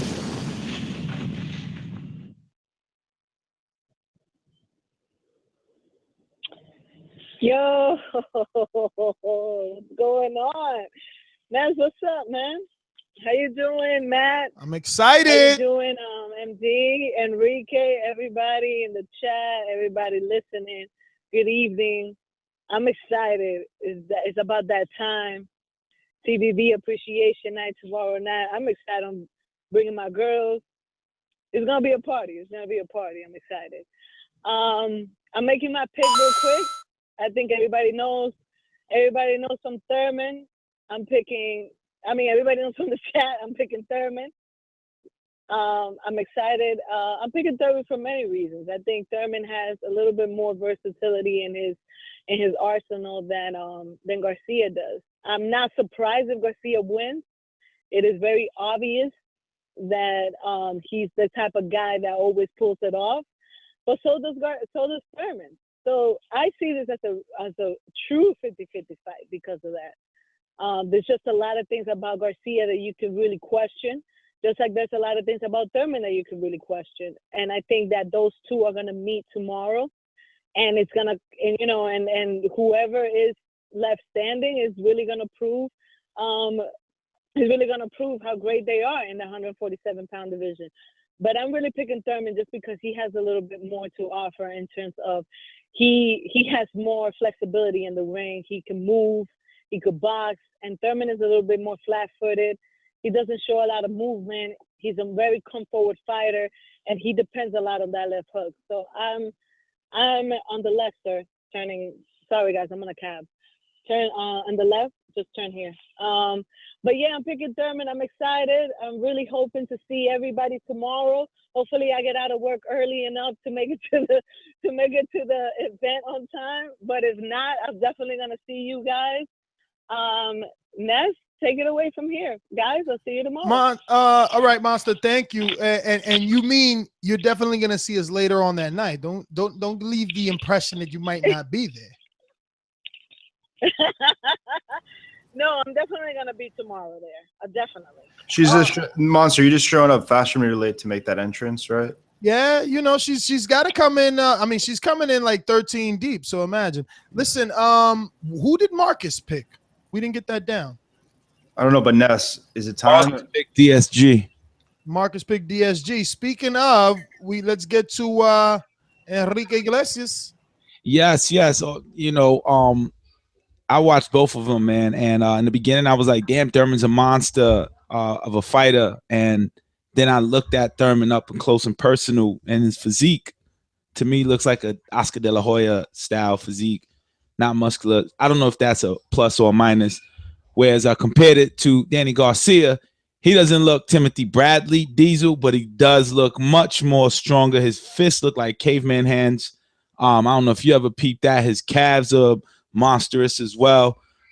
So I don't question his power being something flaky. I think he has real power. This is a 50-50 fight for real. I don't know who to pick, but I got to pick with my heart, and it's going to Danny Garcia because he is a fighter. He will fight, scrap, dog fight. That's what he's going to bring. And that whole left hook with your eyes closed, that shit is not thrown with his eyes closed. It's thrown with intention, seeing an opening, and he will use that. That's that strength. And Keith Thurman has to make sure he doesn't slip up because he will get caught. Yeah, Keith Thurman is a hell of a fighter, and that's what makes this a hell of a fight. I'm excited. I am going 100% Danny Garcia. Like that echo? Yeah, killed him with the effect. That was dope. Yo, it remind me of that movie. It was like Leroy. Look at MD slouching on his chair like, yeah, you're such a casual fan. Yeah, he's gonna like picking with his heart. And he'll come on Sunday like, I don't know, but you should have listened to Ness. You shouldn't have listened to Ness. You shouldn't have listened to Casual. You got to listen to MD because MD's always right. And sooner or later, I won't. Yo, it's a tough fight, man. It can go either way. I'm not gonna say, yo, Keith Thurman doesn't have the experience that Danny has, and that's what's gonna give him the win. Yo, hey, Cash. Yo. Let's go to our boy, man. Let's go to no. Wait. Stop. Let's go to you, Ness. Tom. Who you picking? I'm picking Muhammad all the way in West Africa, but now in New York City. Welcome to New York City. Muhammad, what's up, man? Yo, what's up, Ness? Yo, what's up, Muhammad? I'm home now. Hey, Enrique, ¿qué pasa? Todo bien, I'm Man, I had a wonderful time yesterday with Ness. I know, He man. told me to go to Gleason's and say I'm with him or text him. I didn't even have to text him. I just walked in. The lady told me, where you going? I said, I'm with Ness from the Boxing Voice. She said, welcome. Man, that's the man right there, man. I wish I was there, man. Yeah, it was a great fight. We met Team Garcia, Angel, Danny Garcia. I missed Keith Thurman, but Ness is going to hook that up for me, right? Maybe tomorrow we get him. I'm sure if we get there, if you guys look, I'm going to try and be there early. So I hopefully. What time you going to be there? Hopefully I'll be there at 12. Now keep in mind they're gonna let me inside where it's nice and warm and toasty. I'm media, you're not. So you know what I mean? I'm gonna be there at 12, doors open at 1. And I'm not even sure, right? I still gotta get my nails and feet done. I still gotta get a couple of last minute things for I might not show up to the fucking weigh-in because it's just that type of party. Like Enrique, you got your outfit, you ready to go? Wait, Ness, you gotta get your you're getting your nails? Yes. Are you getting the this coming from the guy white that polish? His eyebrow. You know what I'm saying? Like, how could you be laughing at me when you shave your eyebrows? No, I shave it. I tweak. Oh, you tweak it. You tweak it. No, I like clean up my face, but like I don't need. Clean up your face like clean up my hands. He gets the thread. He gets the thread at the mall with the Indians. he in the mall. He on the mall on the chair with the Japanese lady with the thread. Like. Don't take it personal. I mean, yo, he really trying to come at me when he's over there doing his eyebrows. I mean, there's nothing wrong with doing it. I mean, what? I'm just saying this. I mean, from Jersey. Muhammad, talk to us, man. Yeah, the weigh-in is at the Barclays, right? The weigh-in should be at the Barclays. Let me double check that. But yeah, I think I sent you the information already. It is at the Barclays. Is it open to the public? It is open to the public. So you can get in. The whole public could be there. Everybody. No, I'm gonna get in, but I need to hook up with Ness so I can meet Keith Thurman. Tell him something I have for him. Monster, what happened, Monster? Monster got something on her mind. What's going on, Monster? We're gonna have a party here. We're gonna have the early TBV. This is the pre-party right here. The pregame with Muhammad. Uh-oh, she got shots already. What's going on, Monster? What happened? You said bring you back on. You know that Talk to me. actually I was actually a happy hour with my coworkers, and I knew I had to make this call from Farah, so I got in a cab just so I could make sure I have connection, because I was not gonna make it on time for 8 o'clock. So I was like, let me get a few drinks, and I'll just get in the cab. That's what you had to tell us.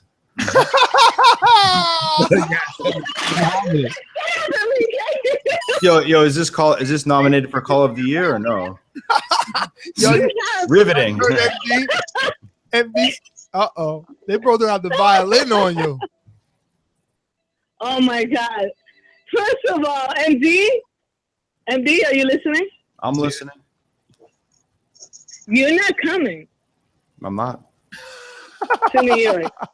You're not coming to New York, so you don't need to opinionate on what's gonna go down. Okay? You're not gonna be here. That is a fair statement. So I can opinionate. flip. What'd you drink, Monster? What type of? Yo, the TBV family wants to know your drink of choice. Let them know. They've been asking. Well, I'm in a diet, so spritzer all the way, vodka, and club soda. I love seltzer water, so I don't mind it. Well, you'll be happy to know So, that yeah, F that's and gonna be my Vodka. drink. You'll be happy to know that F and Vodka sponsored our event, so you'll be able to drink plenty of vodka, and it's going to be, low calorie. Next year, since you said that, next year I'll holler at that girl, get some skinny vodka. Yo, I'm watching Can I say Thurman. something real quick before you dug me off about Garcia? I just want people to keep in mind that even though we like to brush under the rug, sweep under the rug, as a matter of fact, the fact that Herrera. Yo, wait a minute. What? This is new information. The weigh-in is not in the Barclays Center. Enrique, is the Paramount Theater? No, I don't know. I don't think that's the Barclays. Yo, the weigh-ins at the TBV Appreciation Night. Paramount Theater. Yeah, that was a good one, MD. No, but it's Paramount Theater, yo. That's University Avenue, One University Plaza, Brooklyn, New York, 11201. One University Plaza, Yes. Brooklyn, New York, 11201. Press rewind on the audio and put yourself in the cab. Doors open at 1 p.m. Fighters on the scale. And I'm gonna be in a meeting at that time, so definitely take a lot of pictures. It says that fans should enter through DeKalb Avenue or DeKalb or whatever that is. DeKalb. Yo, Monster, aren't you going to tell Ness to make his pick before you leave? Monster, you gotta go. See you at the party. Look at Ness is ducking. I know why Ness is not making a pick, and he's going to try to sneak out because he's got to go to the weigh-ins tomorrow. Yo, what about Muhammad? He doesn't want to show face. You guys muted Muhammad. We got the homie Muhammad on. We forgot all about Muhammad. So what you were saying about your girl being jealous and all that? No. My wife was very impressed with the access I got. She saw the picture with Danny Garcia and all the videos, and she was like, Miss Dan hooked you up, So she was very happy. Now I'm talking about Alex from Australia, who's in Philly, coming to New York tomorrow. And I sent him a picture, and he was so jealous, I told him that's what you get for coming early, He was actually just on the line. He dropped off. He dropped off. Let me go ahead with my pick. That's a difficult one, man. Especially after seeing Danny Garcia yesterday, man. He looks strong. He looks strong. Did you see his fist? He has like caveman hands. His feet. Yes, sir. I saw his fist. I saw his forearms with a lot of fibers and muscle, and he looks focused. He's keeping his composure. If anything, I'm inclined to say that Thurman was the one nervous, even though I missed him, but I saw it on YouTube, and he's nervous. He was cursing at people. But I'm picking Thurman slightly because Thurman can do what Amir Khan did without a mistake. He can do what Peterson does, and he has a higher ring IQ, and he has power. So for him to win, he has to focus all 12 rounds, every second of every round. If he does it, and I'm sure he will because he knows what's at stake for both fighters, the winner sees his stock goes up. The loser is going to go down as a hype job. It doesn't matter. If Thurman loses, they will say that he never fought anybody and this was his step-up fight and he fell short. If Danny loses, they will say that he doesn't belong in 147, he's cherry-picking and stuff. So there's a lot at stake. You have to be strong mentally, physically. It's like a chess match, really. But Mohammed, let me ask you a question. Well, why would people take away credit from Danny Garcia if he beats Keith Thurman? Why are you guys already assuming that? No, you didn't understand. I said if Danny Garcia loses, they will say that he doesn't belong at 147. Right, but you said before that if Keith Thurman loses, they'll say he hasn't fought anybody. Yes, if Danny beats Keith Thurman, they will say that Keith Thurman, his only legit win was against Sean Porter, and that was a close fight, and he probably lost it. That's what they're saying. MD, but that's what the public is saying right now, that Keith Thurman hasn't fought anyone. It's not my opinion. It's what the the casual fans will say. To be honest, I think it's really what Danny Garcia fans are saying. It's not what casual fans are saying, in my opinion. And it is Danny Garcia's fans saying that. Because I think they're painting this narrative again of like Danny Garcia has never gotten this credit that he deserves. He consistently is asking for credit of 147, so that's why I think they're saying it. I think Keith Thurman will get, or Danny Garcia will get deserved respect if he beats, or especially if he knocks out Keith Thurman. So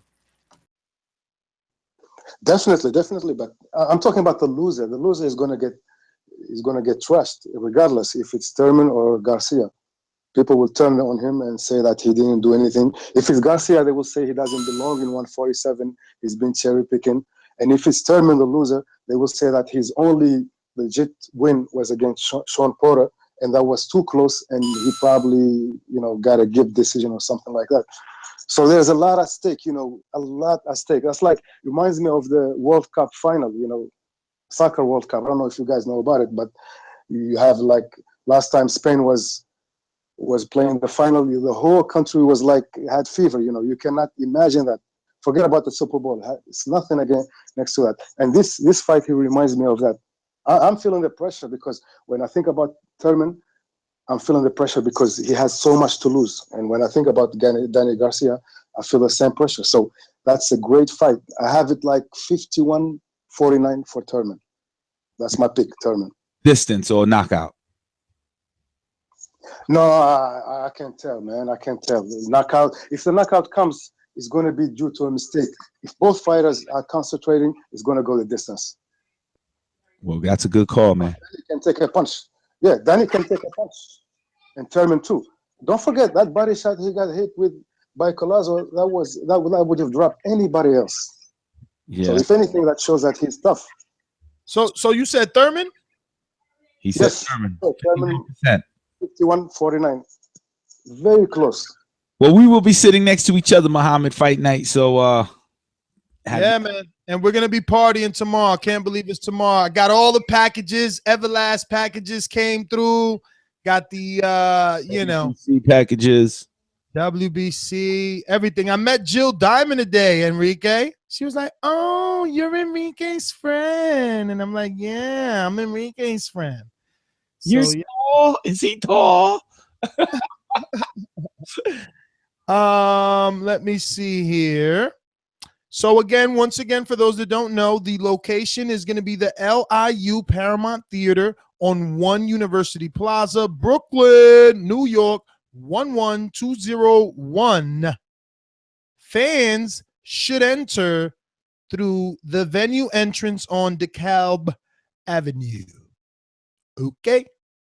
It's not that far from the Barclays Center, by the way. It's like the opposite side of the clock, which is if the Barclays on the front side, then it's on the back side. That's DeKalb Ave. Look for the Fridays or the Applebee's, whatever. And our venue, we are not giving the location to the private venue, but it's in Manhattan.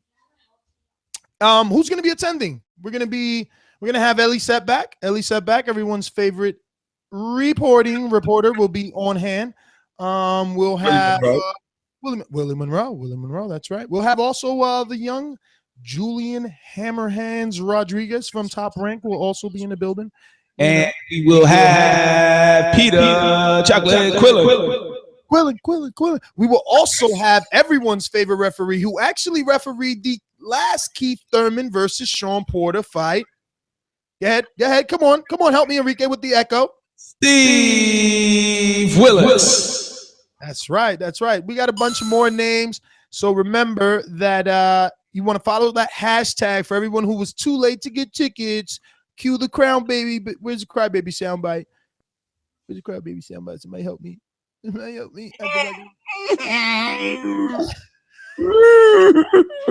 Damn, that was a horrible fight. Whose baby is that? Get rid of that baby. That's a grown-ass boxing fan. Damn.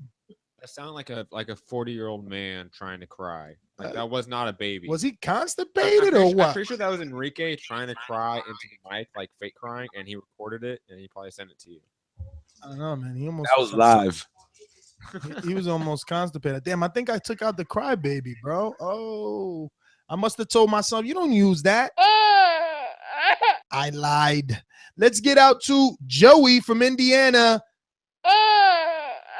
I know you're sad. You ain't gonna be with us partying.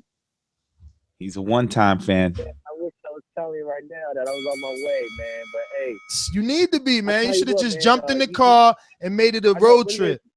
I know. But hey, man, the good thing about it, there's many more fights to be made and many more TVV appreciation nights to be made. So it's all good. But hey, Ness, you said it perfect earlier, man. Social media did a hell of a job with promoting this.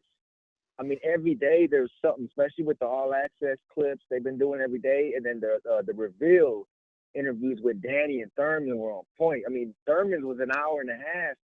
Danny's was 45 minutes. I mean, they were both really good. I encourage y'all to go check those out if you really want to get involved with it. But it's fight time, man. All the talk stopped. Damn, you didn't see our in the gym with Thurman? Oh yeah. I was on it. Oh yeah, that's definitely. I'm a Patreon. Yeah, I was on it, man. Our YouTube. I mean, I'm going with Thurman. I'm going with Thurman in this fight. But Ness, it bothered me what you said earlier, how it's the second time in a row you got a camp that's acting funny towards you because you going out there doing your damn job. That's your job. And these guys want to act funny to you and pull up and say and give you a ring because you going to interview in Thurman. I don't know what's Joey, wrong that's with normal, this man. age Come on. of boxers and camp. That's normal, But you know, Joey. these guys is getting too emotional. Ness is doing it. Okay, so Ness is the only guy in press. Like, there's other people that do that shit, but that's the second time that's happened. The Porter camp and now the Garcia camp. That's bullshit, in my opinion. But anyway, Joey, don't even very worry about fast, it, Ness, very 'cause fast. you got a home with one time. Joey. Yeah, I'm here. That happens to all Yeah. reporters, man. Like when we give our analysis or our picks and stuff like that, feelings get hurt, and fighters are emotional people. You have to remember that. Most of these guys are emotional people. Keith Thurman's an emotional guy. Adrian Broner's an emotional guy. You know, Danny Garcia, even though he doesn't talk that much, is an emotional guy. So we have to remember that and kind of put it into perspective. But you know, like I disagree. Nah, Joey, to be honest with you, it was all in fun. You got to remember, Garcia sponsored our event. He sent over plenty of DSG swag. You know, that was just one of the guys fucking with me. They follow the channel. You got to understand, they follow the channel. But maybe it did rub them the wrong way, and maybe it does what it needs to do. Maybe we get the doors open a little wider for the next one, right? Who knows? True. Let me that just was get the plan, though, from the door, wasn't it? it's going to be Well, I have to agree with what Joey said, though, Ness, because all you could do is give equal time and equal platform and be objective as the voice of the people, right? We give every single boxer, you know, Ness, right? You give every single boxer the opportunity to join our show, invite you to camp and whatever. So I don't see why Danny Garcia's camp should be annoyed or would be annoyed that you are there interviewing Keith Thurman. He should get his credit. He should get his time on TBV as well. Hey, Joey, don't worry about it, right? Just for beating the drum for good old Ness, I'm going to do you one better. Since you enjoyed Showtime's reveal, I'm going to reveal my video literally right now. I'm going to make it public of Thurman watching Danny Garcia's reveal. So you can see his reaction. Cool. All right, Ness. And one more thing, y'all. I got Thurman winning by very close. It's going to be 115, 113. And it's going to be the new champ, man, WBC champ. So, hey, you guys enjoy yourself, and I'll be definitely tuning in and hope to catch you on at the next one. And Ness, look out for Pittsburgh Groove, because he's going to be mad when DSG loses. He's going to be out there fighting with them Thurman fans. So make sure you look out after him. Nah, man, Bruce gonna be in good hands with the TBV fam, bro. He's gonna be partying, you know, exclusive style at this event. I'm sure he I got him as the way to Bruce's heart is Jameson. Don't worry about it. We got him some Jameson. He'll be straight. 317, you're live on TBV. Who's this? Hey, what's going down, man? It's your boy, DJ Punch. What's going down? DJ who? DJ Punch. Damn, What's it's been a going down, minute. man? What's going on, brother? DJ Punch, what's going on? I already know, man. Original Boxing Voice listener, you know what I'm saying? It's been a minute, but go, man, just for old time's sake, go ahead and hit me with the first time caller intro anyway. I'm gonna go ahead and knock it out one time since it's been a minute. No doubt. Ladies and gentlemen, making his professional debut. Finally, DJ Punch has come back to the Boxing Voice TBV. Straight from that town, now living in Atlanta, Georgia. You know what I'm saying? At DJ Punch 317. Go and follow your boy. Yeah, I had to call in, man. Definitely excited about this fight, man. Getting caught up on everything. Been watching all y'all videos. Make sure y'all out there listening, hit that like button like I do all the time. You know what I mean? Supporting the Boxing Voice. But, yeah, man, this is going to be a close fight. Two of my favorite fighters, Thurman and Garcia. I've been checking out a couple of the accesses and stuff like that. I still got a few of them to check out. And the press conference and all that. But, yeah, man, I'm going with Thurman, split decision. Hopefully it's going to be a great fight. Both of them getting knockdowns. Man, this is going to really determine who's one of the best pound-for-pound fighters in the world. Definitely waiting on it, man. That's going to be my call. I had to call in, check with y'all. I'm going to be definitely calling in more, being real busy. Check me out at DJ Punch 317. Make sure you're hitting that like button on the Boxing Voice, all the videos, man. Shouts out to all y'all, man. Shouts out, Ness. I'm going to be at you. Thank you, DJ Punch. Thanks for calling in. We're going to Larry from San Francisco.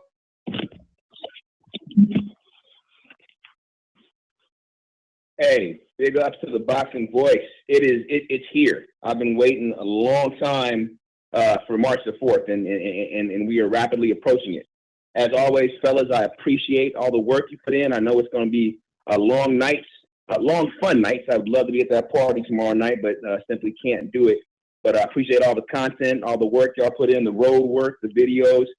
Please keep it coming.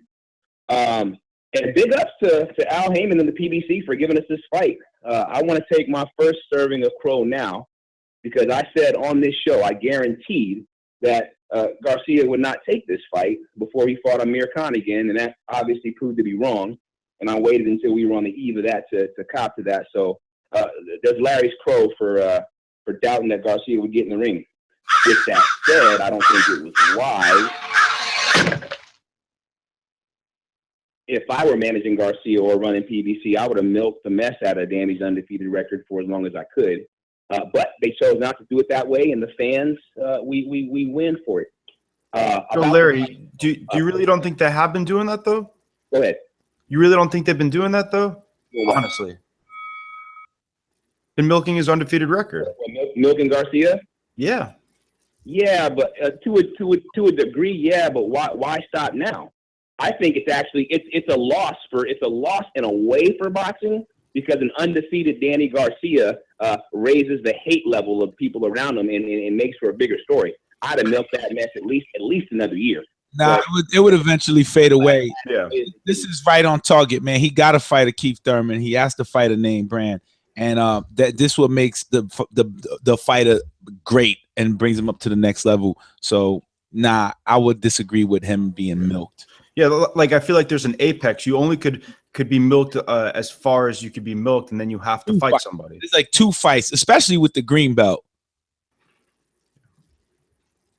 2-fight milk system. No, I totally disagree. They could have easily done Khan. 2-fight milk system. Garcia Khan because Khan was Khan is the mandatory. And they could have played it off as, hey, you fight your mandatory versus Avanesian for Thurman, and you fight your mandatory Danny versus Khan, and then we'll come together later. But I don't want to get into all that. They didn't do it that way, and we win for it. With that said, though, there's going to be a lot of crow being served on Sunday. And I think that the Garcia callers must be coming after me because I'm seeing a ton of them on Twitter and in the chat. So it's only a matter of time. Danny Garcia will not win this fight. Danny Garcia will lose, and he will lose wide. Danny Garcia is a good fighter, but he's getting way too much credit for wins years ago against good, not real good fighters. Lucas Matisse, Amir Khan, both came into the Garcia fight with losses, and both lost after that. They're good, they're not real good, and we now have the entirety of their careers to back that up. With that said, I think Sean Porter is the best opponent of all those opponents that they've had, and I think Thurman, and we know that Thurman beat him. Keith Thurman is a natural 147 pounds.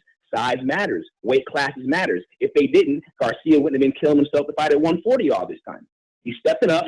He is the underdog, and Thurman's going to treat him like an underdog. I don't think Garcia will win more than 3 rounds. I think Garcia will have to come forward and be the aggressor. That's when he's at his best, on balance, coming forward. And Thurman won't let him do that. He'll beat him back with the jab, and he'll beat him back with power counters. Keith Thurman, wide UD. Larry, did you watch the Diego Chavez Thurman fight? I did. That was a barn burner. Love that fight. Right, because Diego Chavez, what was good? What was he? We didn't know him. I didn't know him, but that fight put him on the map. That was a step up fight for both of them. You saw the talent in both of them, and you saw the willingness for both of them to stand there in the pocket and trade, which they did. I thought it was a great fight. You can't take anything away from either one of them. Just Thurman had a better chin. Right, and I think that Danny Garcia is like 2 levels above Diego Chavez in fighting style. They kind of fight similar to me. Yeah, but I saw Danny Garcia fight Guerrero, and I saw him fight Herrera, and I don't think he's 2 levels above anybody with that. With every Matisse and Khan that we have, we've got Guerrero and we've got Herrera. And you've got to rate Danny in the totality of all those. A good fighter at 140 pounds. By the way, who had the benefit of being at 140 after Tim Bradley and before Terrence Crawford. Right place, right time, and did what he was supposed to do. Different league now. We'll see on Saturday. Yo, Thurman, I'm a fan of Keith Thurman, but in boxing, certain fights, you got to choose a side. I mean, may the best win, of course, but I got to go with Danny Garcia. You said that already. I know, but I'm telling you again. Don, for those in the room, like, yo, why is Casual sound like he hating on Thurman? I'm not. Yeah, but Ness, are you not making the pick? Come on. I could have swore. Listen, I could have swore Casual was going for Thurman earlier, and now he's saying Garcia. But I don't know. But anyways, of course, I'm gonna go with Thurman for the simple fact that Thurman is a good power puncher, and he likes to move. He likes to get in and get out. And the thing with Garcia is since Garcia is so slow on his feet, then he has to have a target in front of him to hit. Now, if you go back to the Peterson fight, Barry Hunter, he said that. He said, we're not going to give him what he wants. He needs to have a target in front of him. And Thurman is like, he's going to get in and get out. And I know that Danny should have had a loss. He should have had an L already, whether if you want to say it was with Herrera or if you want to say it was Peterson. I feel like he kind of got that L already. And I didn't know that they put a gag order on his dad. That's crazy. So, but I can't wait to see the fight because I know it's going to be a good fight. Now, I'm not someone who hates Danny. I think he's a good fighter, but I think he should have already had an L already. And Thurman is going to give it to him now. And, I don't know, but when you guys were talking about Diego Chavez, even though a lot of people didn't know him, I knew who he was and I knew he was a good fighter. But if you want to do a measuring stick, if you look at how Garcia fought Guerrera, he kind of struggled a little bit with Guerrera, but the only thing that saved him is because Guerrera didn't change what he was doing. He kept coming forward. If Guerrera had stopped coming forward in the fight, he would have won. And Danny would have lost that fight. But if you look at when Thurman fought Guerrera, Thurman beat the shit out of Guerrera. Really, he did. He did beat the shit out of him. Even though, but you won't never really realize that. Career changing ass whooping. Shit out of Guerrera. But listen, if you beat the shit out, even when you're beating the shit out of Guerrera, he still comes forward, even if you're beating the shit out of him. And that was the difference between the Thurman and Guerrera fight and the Garcia and Guerrera fight. Danny wasn't beating the shit out of Guerrera. Guerrero. But he wasn't beating the shit out of him like Thurman was, And that's the measuring stick that I got for that fight. But it's Thurman. It's Thurman. You know, and I got money on that fight. Ness, we gotta figure out something so I can hook up with you guys. Or what is something that you guys got that's coming up? I know I'm going to be at the StubHub Center next month on the 22nd for those fights. I don't know if you guys are gonna come out there to go that far. And I want to say that I'm gonna try to Jesse Magonago is fighting. I can't remember. It's gonna be like 8 fights there. It's gonna be on the 22nd at the StubHub Center. It's gonna be a lot of good fights on there, and I know that I'm definitely gonna try to make plans to go to the Barrera fight too. I wanna go to that. The StubHub Center fight, I'm gonna be there for sure. And Gerald, I think Gerald will be with me if he's not out of the country, because I know he's going out of the country, but he'll be there with me at that fight. We're all gonna go to that fight if he's there, but I'm definitely gonna be there though. Ness, they're like the chat room is saying MD has Thurman, Casual has Garcia, and Ness is ducking. Yeah.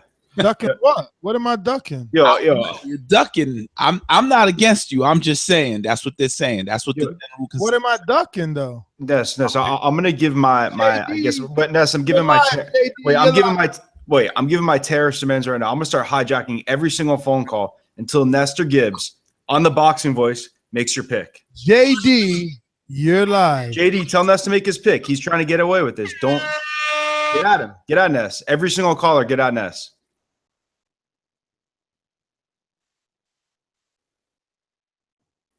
JD must be pulled over by a cop. He's a truck driver. No, I don't want to wish that bad luck. JD must have pulled over to fall asleep.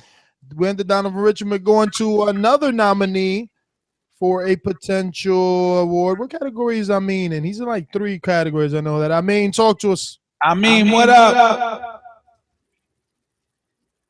Yo, what's good, fellas? Enrique with the bad boy Echo. Yo, I got a hijack. Ask Ness who he's picking. You got to blame Ness. He's not picking this fight. It's cool. Farhood doesn't pick, so publicly. That's gonna hold out to the very last minute before the music. You know how he do. Exactly. So Team Garcia don't hear that. But look, fellas, I'm going with DSG. Ooh, me too. DSG, because what I think. I mean, you got the address, right? People were saying it. Oh, Yeah, you definitely got the you got address, it. You got man. it. I'm ready for tomorrow, man. What you win? Hey, I mean, coordinate, Enrique. Hey, I mean, casual wearing all white. He said he gonna wear all white. Yo, Ness text me, what you wearing on Friday? The next bubble was like, on Friday. I'm like, now what I'm wearing now, man? It's 1:30 in the morning. What's wrong with you? Oh, it was 1:30? Damn, no. And I'm like, LOL. He's like, what's so funny? I'm like, yeah. I was nervous, yeah. I was nervous. Because Info Joe came through the last one looking like he belonged in the magazine. Info Joe. Ain't no party without Info Joe. Y'all could trust me. I ain't coming in there in no suit. I barely put on the tie to go to work. So, but I'm going to be all right, though. Nah, I don't gotta wear no suit, man. It's super casual, but not we don't want the white.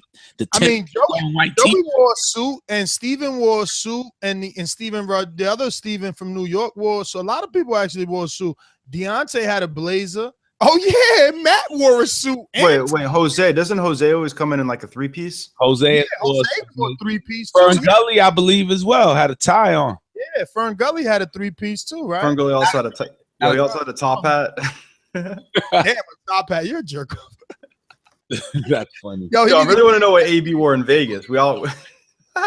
Ness talking about wearing the platforms, but I convinced him not to.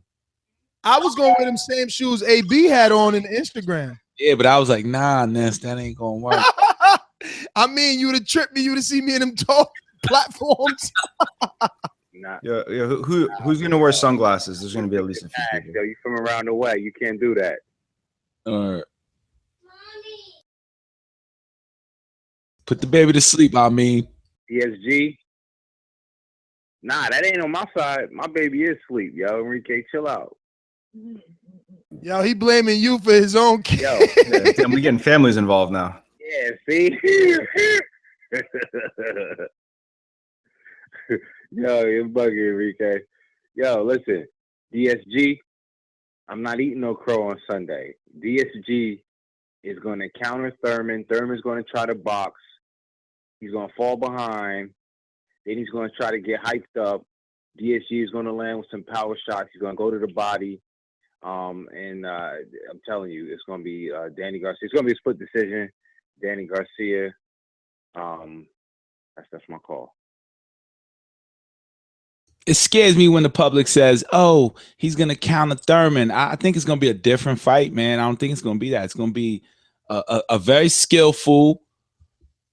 It's gonna be like how you were proud of Leo Santa Cruz when you saw him beat Carl Frampton.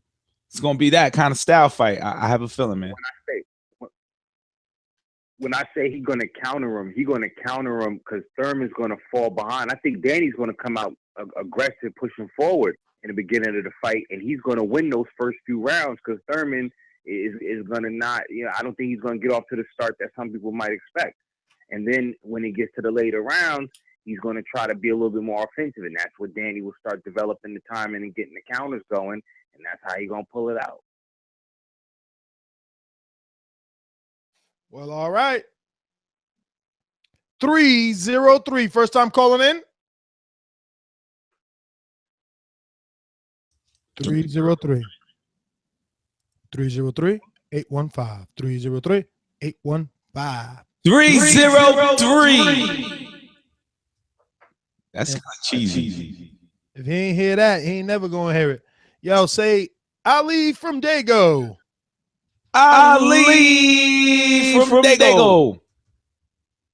That was a different effect. Yeah, it's had in California in the motherfucking house. What's up, everybody? What's up, Ali? What's up, Ali? What up? Look, y'all. You on the east side today? Look, I'm telling y'all. You flying in tomorrow morning? What's up? Oh, nah, man. I ain't going to be there, man. Oh, you not pre-gaming with us, man? We having a party, man. You gonna miss it. I know, man. Like, I'm going to go to one of them, though. Count on that. You know what I'm saying? But I'm going to say, man, I believe in Danny Swift Garcia, man. I think he's just going to continue to prove people wrong. People just continue to doubt this man, say he's not that good. He's getting all these gift decisions. I think he's going to prove to everybody that he's the real deal. And when he won the belt, when he unified two titles, the WBC and WBA titles at 140, and now it's the same two belts that he's going to fight for. Just in my opinion, I just think it's destined for the man to win those same two titles and stand, as the number one dude at welterweight. So I'm going with Danny Swift Garcia countering Keith Thurman, hurting him badly, and eventually stopping him. I know how shocking that sounds, but that's what I see happening. Thurman is going to be winning the early rounds, and it's going to look like it's going to be an easy fight. He's going to be controlling the pace, and Thurman's going to make a mistake and try to trade with Danny, and he's going to get caught with that left hook and some more punches after that. And I'm not saying he's going to get knocked out that round, but I think as the fight goes on, Danny's going to adjust and start picking him apart. And one thing I like with Danny Garcia said, I seen on Fight Hub today, and he said, it's two hungry lions fighting. One of us is proving who the alpha male is, and I really, really like that. So I'm going with Danny Swift Garcia, and that's my call, y'all. Wait, so you're saying it's destiny, though? So I might change my pick. No, you know what it is? Yo, MD. MD needs a soundboard, man, so he could play, I'm wishing on a star. He does need some, but the thing is, his soundboard is all his sarcasm. He was like, oh, wait, you're talking destiny. I'm changing my pick. It's all right. I put my neck out there. I make my picks. So when I see these guys, they might know my picks. But if Ness is going the route that down the middle, not taking picks. Oh, so you see them. You see them, really. The man that doesn't want to go to Deontay Wilder's gym.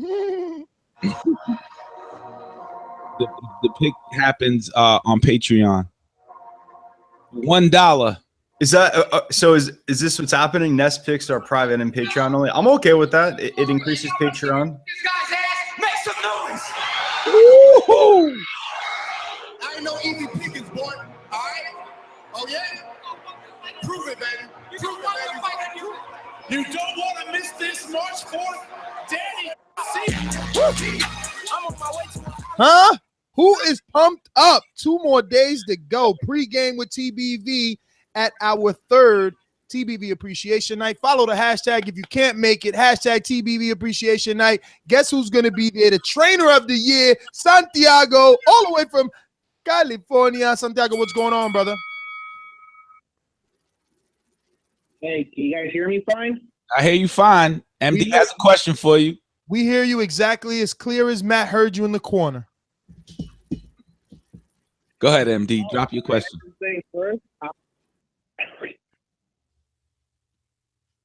What's the question?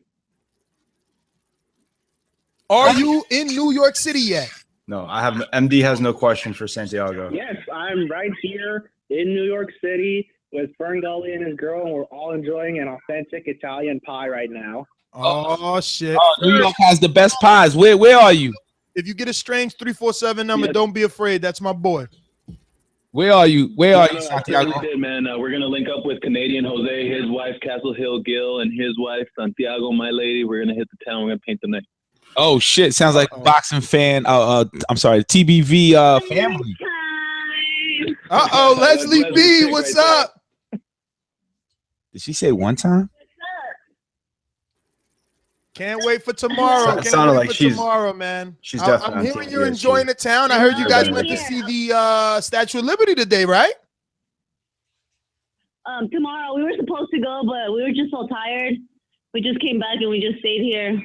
Hey, I have a recommendation where you guys should go. Showed up and we ate some pizza and. Yo, where'd you guys get some pizza? tequila shots, some Don Julio. Where'd you guys get And pizza? Yeah, we're ready to go. So who you picking? And ready for tomorrow too. One time. We gotta know more than just that. Why? Why one time? I'm gonna do that one for Leslie because I'm with her too. I'm picking Keith Thurman over Danny Garcia.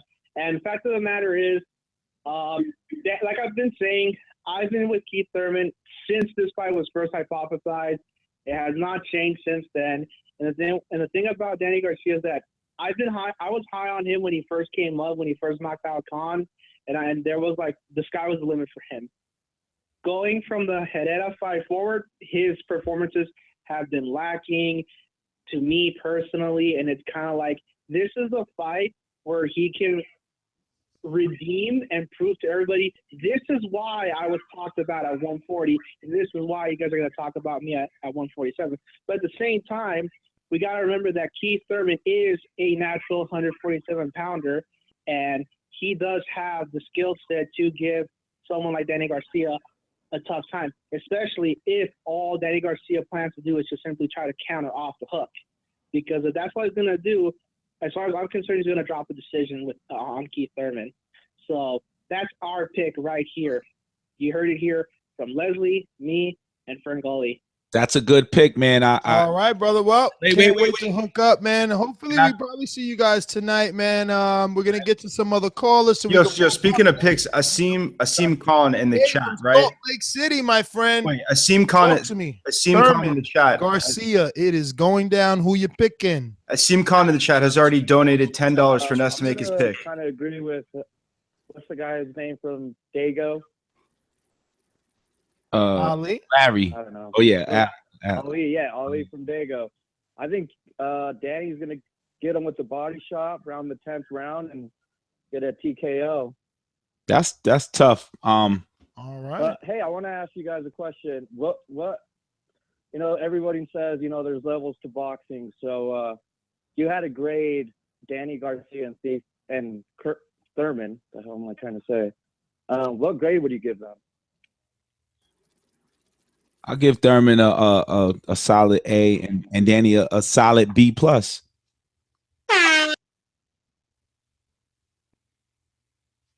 That's what makes it a really close fight.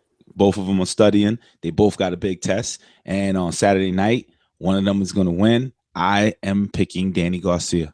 I don't think we can really tell who has an A level yet in terms of skill. I think that Thurman and Danny could both be A level guys. We just don't know. This is one of those fights where we're gonna learn so much of both guys. You know, this is what happened when two undefeated fighters fight. You know, like we were gonna figure out something about Thurman in the Sean Porter fight.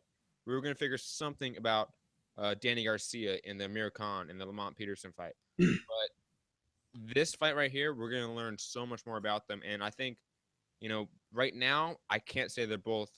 Any of them are A level yet. Thurman gets an A because he beat Sean Porter. Let's not take that away from him. Well, I think that Manny Pacquiao could beat Sean Porter. I think Kell Brook could beat Sean Porter. I think Okay. And Matt, who's an A to you at welterweight? Who's an A to you at welterweight? An A? Is that what you said? I was gonna say like the guy who beat Ricky Burns or something like that. He's a hardcore fight fan. No, I think Ndonga? No, that's not I don't Ndonga. think anyone. It's really hard to say that anyone's an A right now at the welterweight division. I think they're all really good, but Manny Pacquiao's older, so it's hard to tell where he's at. The resume, obviously, he's an A. Kell Brook is, we don't know because I'm worried about the weight cut, and we're gonna see where he's at the 147 division again against Earl Spence. We have no idea where Earl Spence really is. We have no idea what Danny really is in this division. He's only beat Robert Guerrero and Samuel Vargas or whoever the fuck he fought.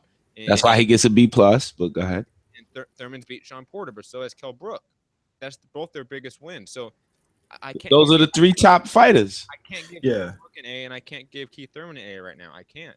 Now, But if they both go and beat their respective next fighters, I'll give them an A. yeah, but Matt, to be honest, and this is where I differ from this in this regard, right? I think giving fighters grades, right? That's something they could essentially hold against you and be like, oh, you gave me a C, you gave me a D, because, we pick fighters, we pick winners, we pick losers. So I kind of withhold grades sometimes when I talk about fighters. So, because, some guys look better than others in certain situations. So that's something that I won't do. But after the win, you grade them, yes or no? I mean, I grade them on their performance. I think where they are in the division, I think he's number between 3 or 4 or whatever, I rate them against his competitors, but I'm not going to say, the cruiserweight division only has C and D level fighters. Up, guys. I grade him and I take it to the next fight. Well, I feel you. Okay. Hey, well, getting back, if you're not going to grade them, would you say they're elite level fighters at 147? Yeah, I would say that for sure, because I consider elite in the top 5. So yeah, they're both in the top 5, or at least I don't think Danny Garcia has proven to be in the top 5 yet, but I think that Danny Garcia, with his success at 140, I would consider worthy of competing at the elite level. I'm not picking him as the winner, but I think it's obviously a fair fight, a great fight. Santiago, I have a question before you go, and this is the most ignorant. Not even Santiago, so it's beyond the ignorance that you thought. Right, my fault. He sounded like Santiago, and I didn't hear Santiago say goodbye. So that's your fault. My ignorant question to the caller is, how did Danny Garcia get the green belt at 147? Google. He beat, No, the Boxing Voice. And the other caller keeps calling him Guerrero, but I was like, whatever. But yeah, so I don't know. I think it's a top elite fight at 147. I've just seen some other media saying that it's really not, that these guys are really B or B+ fighters, where in my opinion, they are top 5. I'd have to agree with what you guys are saying. And I think whoever wins is going to reign the 147 division next to the Brook and Spence fight. And one last thing, and I'll let you guys go. And I just joined Patreon too, but the last thing I wanted to say is, how would you compare Deontay Wilder's skills to Chavez Jr.'s as well? Because I would almost feel Chavez Jr. has a little more better skill than Wilder, but Wilder has the power on him. But hey, man, thanks, guys. And I'll post on Chago. If you have any questions for me, I'll take them now. I'm going to say run from after asking that question, run. Well, I guess I could answer that question saying that sometimes when we relate fighters that are smaller should always have more, I guess you would consider a skill set, because the larger you get, the more room you have to move, the longer the longer distance from like your shoulder to like hitting somebody else. So like the bigger you get, the slower your hands naturally are going to get. So even if you're saying that, that's not necessarily diminishing Wilder's technique, because obviously somebody who fights at 164 pounds should have more skill than a heavyweight, or whatever be quicker, have faster hands. You know what I mean?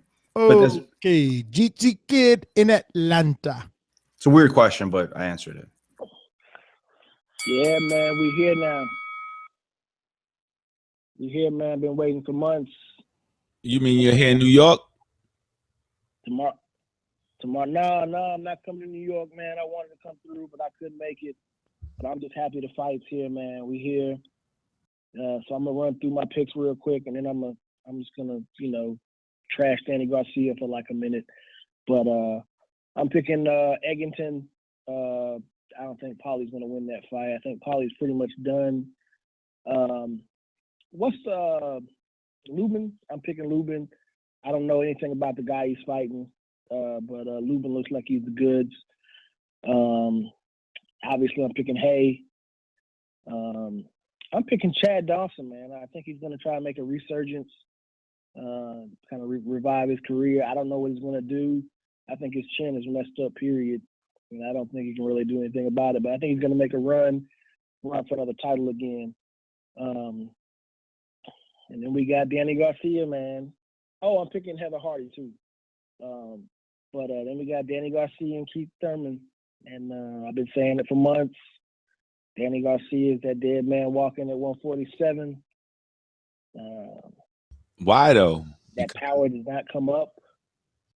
Well, here's the thing. Danny Garcia is good at two things. He's got great power. At 140, he had great power, and he's a very good counterpuncher. So, but in every other aspect, Keith Thurman's better than him. At 147, Keith Thurman has more power. Keith Thurman has faster hands. Keith Thurman's the better boxer. Keith Thurman's fighting style is not well suited for Danny Garcia. Keith Thurman moves in and out. He'll throw a 1 and a 2, and then he'll step back out of the way. He doesn't hang around in the pocket waiting to get clipped. And, MD's been trying to tell you guys, but, Danny Garcia, he's going to get that L he was supposed to get against Herrera. He has no chance to win this fight. It's going to be a good fight, but it's just a matter of it's either going to be a TKO, mercy stoppage, or, Danny's going to try and tough it out, and he's going to go out on the shield and, get knocked out. But either way, it's a knockout or a TKO, maybe 8th, 9th round at the latest. And we're going to see who's the real champ at 147. He got gifted that belt against Guerrero. And he's been holding it hostage, similar to Kell Brook, fighting nobody. And it's time to get exposed, man. It's time for it to happen. Looking forward to the fight. I hope all you guys enjoy the TBV appreciation. And Sunday is pro day, man. So y'all call back in. Yeah, you make sure you get your crow, man. So, Matt, what are the facts on that breaking news there?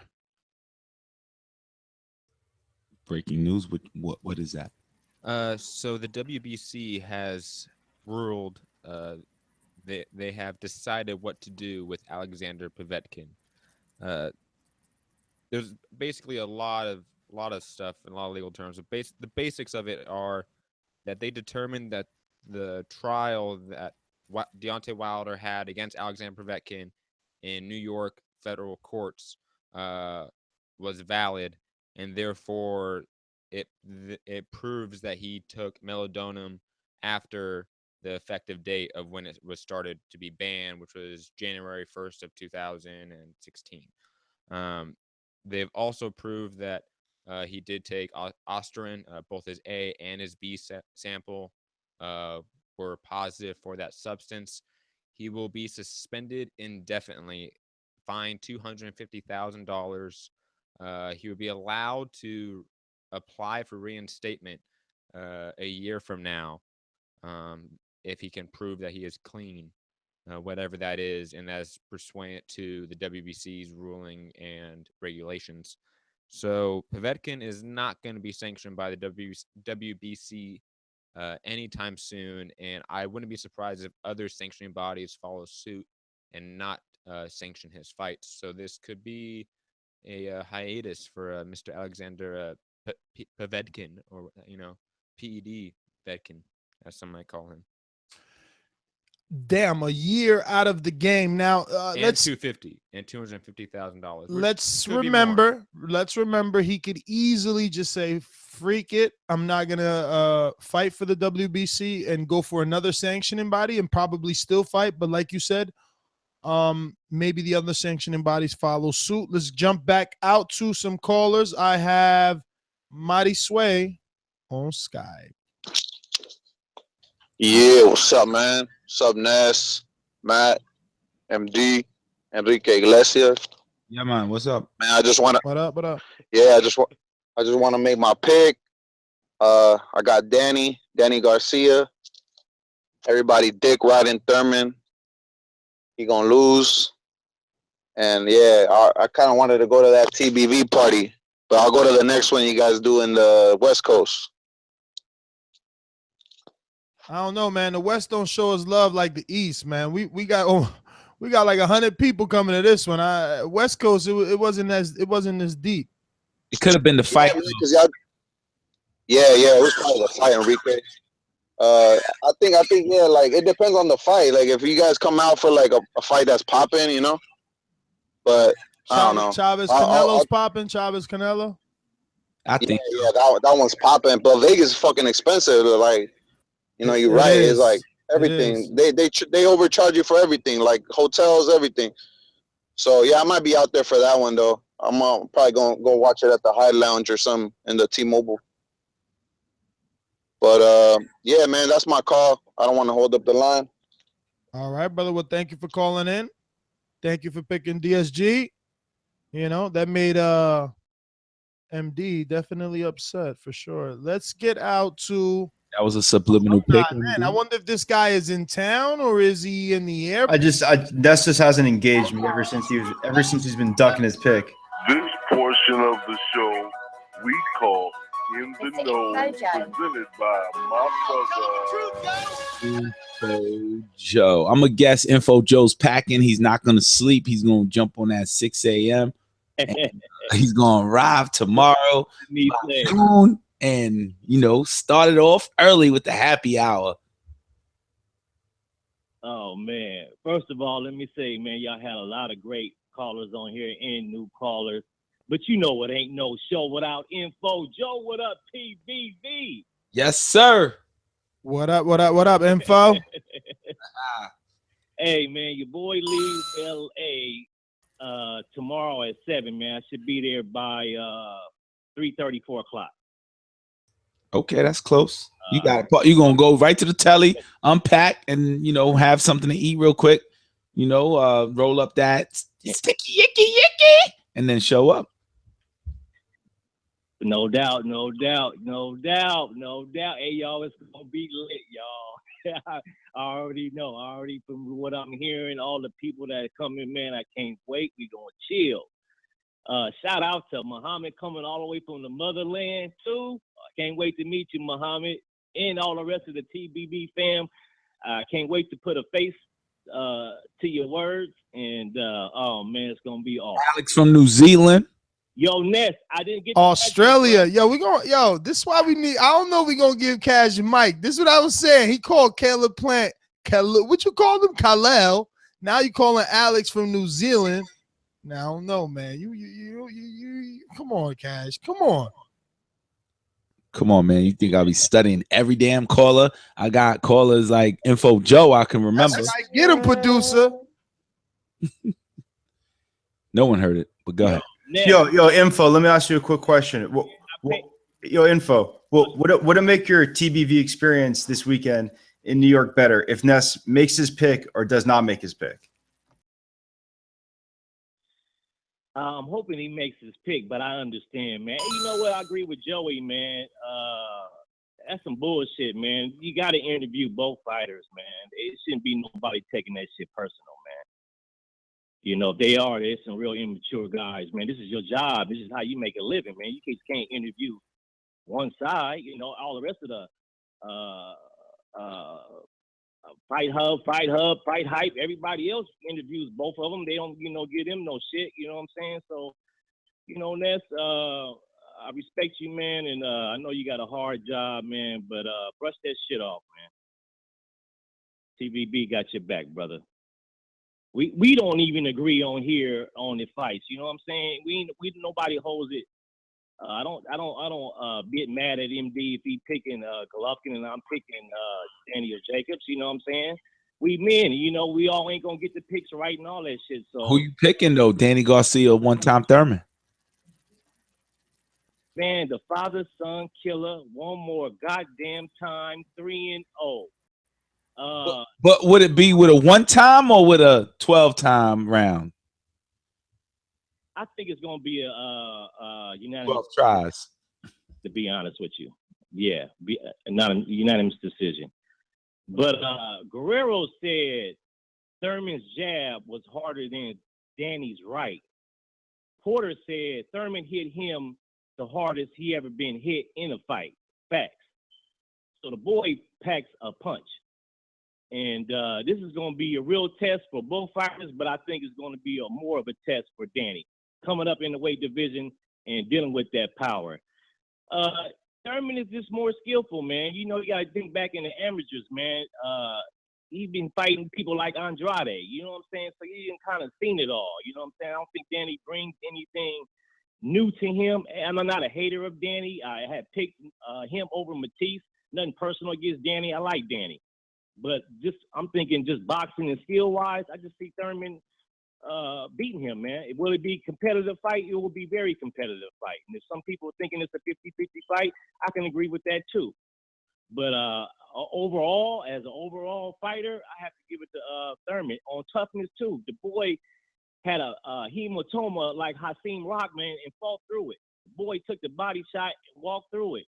The boy been clipped, walked through it. The boy's tough as nails. Danny is tough too. I can't say it, but he's been through adversity, real adversity, and it's pulled through. He showed his mettle. You know what I'm saying? If you want to put it in that terms, the boy got mettle.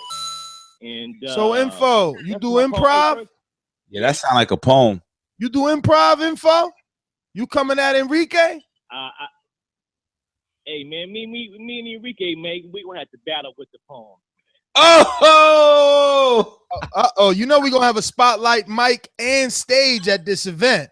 He was like, the boy tough as nails. Don't be writing checks you can't cash. I'm just saying. Yeah, don't say that, man. And That's right. I know. I'm gonna see if I can come up with something. Man, that sounded like you. That sounded like you like it was written down already. You gotta get it together on the plane, man. Hey man, I'm a wordsmith sometime, buddy. Hey yo, Ness, I didn't receive the address, man. I know I paid everything in full, brother. How do you do that, Ness? You sure? You sure? No, I'm joking. I'm texting it to you now. Don't worry about it. I told you everybody needs to do that. Don't ever, if you don't ask for it, you ain't getting it. That's all I'm saying. Don't say my words ain't on this show. Info Joe. Yo, I didn't know, and again, I didn't know Thurman knocked out Chavez. You're hot. I didn't know that. Matt, no, you're not. Now you are. You didn't know what? Oh, speaking of Chavez, I didn't want to interrupt everybody when they were talking about Diego Chavez. You know, I got to meet Diego Chavez today. It was so sad because no one in the entire press conference knew the guy. And I walked up, I'm like, bro, you're Diego Chavez. And he's like, yeah, but I'm obviously talking Spanish, right? I'm like, yo, look at this. No one knows who you are. Can you believe it? No one knows who you are. And I'm like, yo, I'm going to help you. And I just start telling everybody, yo, like, that's Diego Chavez that fought Keith Thurman. Everybody started interviewing him and shit. But he needed a translator. But the good news is he's looking to get a deal with Al Heyman. There are in talks. They're in negotiations. So we should be seeing a lot more of Diego. Hopefully he's not going to continue to be a cheater since he's with Al and he knows he'll get fights. But it'll be interesting to see him in that welterweight mix, man. I mean, him versus Collazo, sign me up. and they did talk his new manager, because he was dealing with managerial issues. That's why he was gone for a while. He told me that they're looking for a tune-up fight this probably by like this summer, hopefully on the PBC network or through Showtime, and then take a real fight against a top 5, top 10 opponent, and try to go after that belt. And they definitely talked about obviously the winner of this fight. They basically said they wanted Thurman to win because I think Chavez obviously wants that rematch. And I'll be real. I remember when they announced Kell Brook versus Diego Chavez. I thought that was an amazing matchup. And I'm kind of bummed, Diego Chavez had those managerial issues because he does make exciting fights. He did have a draw against maybe a second ballot Hall of Famer in Tim Bradley. So Diego Chavez is no scrum, no bum. And I think a lot of people slept on him. And I think if he comes back in the welterweight mix, it would bring some excitement back. No scrum, no bum. Yeah, man, it was interesting to see him there. I believe we've already put out or putting out in the next few minutes. Shout out to Anthony, editing hardcore. We've put out a bunch of interviews. We just put out that Keith Thurman for Joey. It's already hot on the market. Info. We're gonna go ahead and wrap you up so you can pack up them bags and we can see you tomorrow. Yes, sir. We do have all right, Bruce on the brothers. line. Anybody out there traveling, you guys, I put a prayer in the air for y'all, man. Safe travels. Peace. Sure, brother. We have Bruce on the line. Do you want to bring the boomeranger? For sure. Bring him on. He just got the address. Remember, if you want that address, email me, hit me up on social media. And if you haven't gotten it, it's because you got that balance.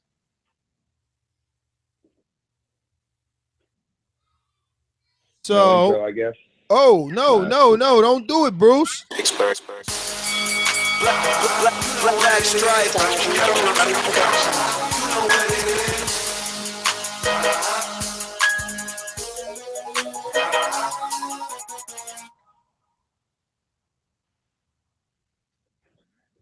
Team DSG in the buildings, Pittsburgh and Brooklyn.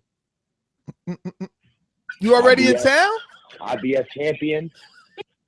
IBF champ in Brooklyn. Soon to be WBC, WBO Ring Magazine champ in Brooklyn. Yo, this producer's hating on you heavy today, bro. I love you, Bruce. I love you, man. Yo, hey Matt, I'm right where you're gonna be at later, so you might want to take it easy with that. Dude, we need the Jameson, man. Yeah.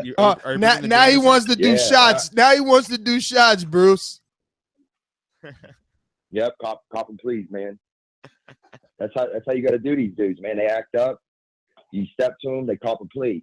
And tomorrow Bruce, night, Bruce, how What? much DSG What? gear are you coming in with the TBV party? Are you gonna wear like a DSG hoodie, DSG shirt, DSG hat, DSG pants, DSG like shoes?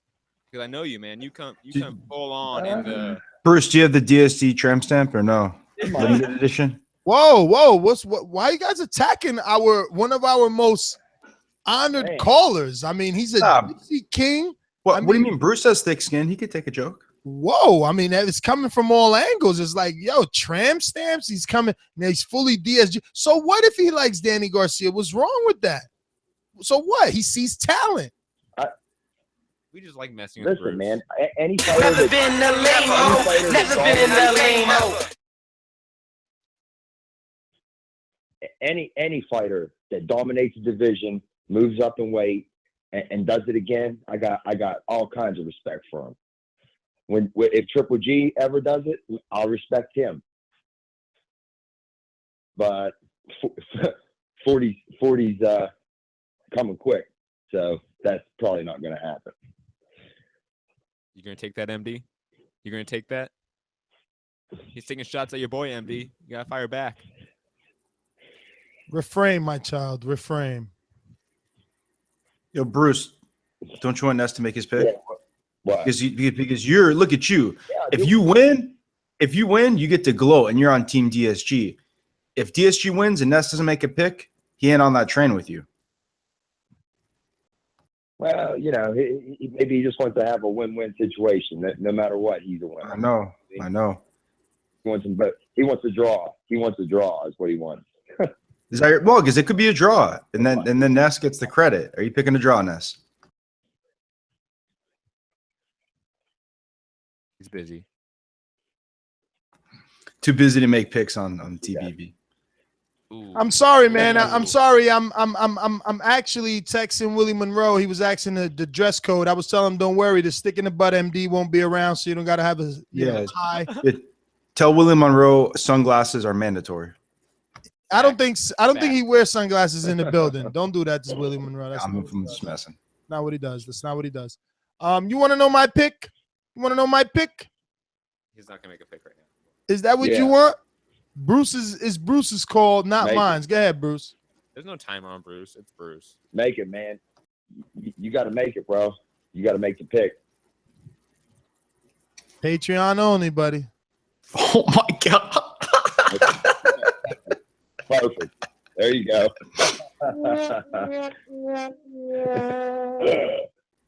Now I'm gonna make my pick. I'm gonna make my pick.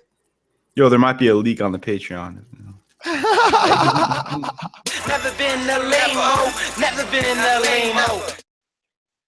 This city right here, San Diego. San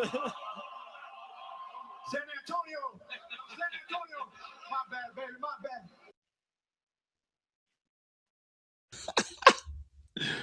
Who are you taking? See how easy you can make a mistake, man? Bruce is not letting up. I love it, Bruce. Attack him. Yo, Bruce. It doesn't matter what you want. Yeah, just put that shit, $5 Patreons and up. That's his prediction. I mean, am I gonna have a gag order when Ness eats crow? Hey Bruce, that's exactly what I'm gonna do because MD won't be able to know the pick. You better not duck me, son. You better not duck me, son. You hear that? Ness is making me pay $5 for Patreon to hear his pick. Yeah, I mean, hey, you're the one forcing me on the wall. I don't want to make a pick right now. I'm letting the callers pick. What if I need everyone's energy? I need to hear Casual say whatever it is that he says casually to make him come to his pick. I need to hear Bruce's hardcore Danny Garcia fan pick. I need to hear Marcus and everybody. I need to know. I need to assess. All right, so it's going to be me, and so it's going to be essentially you're a phone jacker. No. Bruce is he's 10 minutes. He's got a half a show for him. So it's going to be me. It's going to be Enrique, Matt, and MD, right? Myself, who's going to be taking pro and taking heat for bad picks from now on, right? Hold on. Is that how it's going to be? I know Ness's pick. I can drop it right now. You don't know my pick. Oh, we talked about Ness. You don't know my pick. Oh. This is bullshit. Can't get jiggy with this. This is bullshit. He doesn't know my pick. We all know why Ness is waiting to the very end to deliver his pick. That's all. That's all I'm going to say. Matt, your mic's really low. I can't even if you said the pick. I think you just said it. We can't hear you. I did not say the pick. How you could say it when we can't hear you. So loud over here. But I'll tell you this: everyone who'll be at the appreciation night, they'll know my pick because the winner is gonna show up. Ooh. Okay, where's everyone? Bruce, I guess Bruce is done. Boomerang us back. Let's go down the line. Who we got? We got we got the Santiago, and we got the Gabe, and we got to get to Mr. Watson, MPLS. More paper, less stress. 612. What up? What up? What up, TBV? Okay, more paper. You live here? We are live. Hello? Yeah, we live. We are live from Soho, Manhattan. TBV appreciation prediction night. Shout out to TBV. All y'all still doing your thing. Let me get my picks out the way real quick. this is gonna sound redundant, but guess who I'm picking? Who? Mr. Thurman. Mr. Thurman. I just think my man is more polished. You know, he comes, you know, like somebody mentioned earlier, he does fight in straight lines a little bit. His punches come straight, but all of Danny's punches come wide. And a lot of people already took my point that Danny's power is a little bit overstated. Keith Thurman's been rocked several times, so he's proven he can take that level of power. So I just really think that it's going to be a close fight because, again, all the intangibles, Danny's got all the intangibles. He don't know how to lose. Even though somebody mentioned it earlier, he did, you know, unofficially lose some of those fights. He just don't know how to lose. So I think it's going to be a close fight, but I got Keith Thurman by a controversial split in a fight that he probably wins 8-4, but the scorecards will look more like, you know, 7-5 or whatnot. So I see a couple swing rounds. It's going to be a good close fight, high impact, not a bloody affair. I think it's going to be at the same pace Thurman was. But I just give Thurman most of the advantages that count. Speed, boxing ability, you know, power is comparable, natural welterweight, better competition, or polished skill-wise. I just think all of those things go in Thurman's favor. And I think Fonfara ends Chad Dawson's career Saturday night. That's my prediction. Knockout. He steamrolls him. I don't think Chad's got nothing left. And I think Fonfara's too hungry right now. He got knocked out, you know, in his last fight, and you know he didn't see that coming, so he's hungry. He's gonna make Chad Dawson pay for what Joe Smith Jr. did. That's my breakdown for those two fights or whatever. And this Mr. Watson, Minneapolis, MPLS, more paper, less stress. That's right, Mr. Watson. Yo, I'm gonna close out at Fight Talk. That's my Instagram, TBV_casual fan. That's my Twitter handle. You can see me tomorrow night at the TBV Appreciation Night, along all the celebrity fighters that will be in attendance. You sip effing with me, I'll be there. And Nestor Gibbs will be there too. Keith Thurman, I love you. Danny Garcia, I love you. Danny Garcia victorious Saturday night. Peace.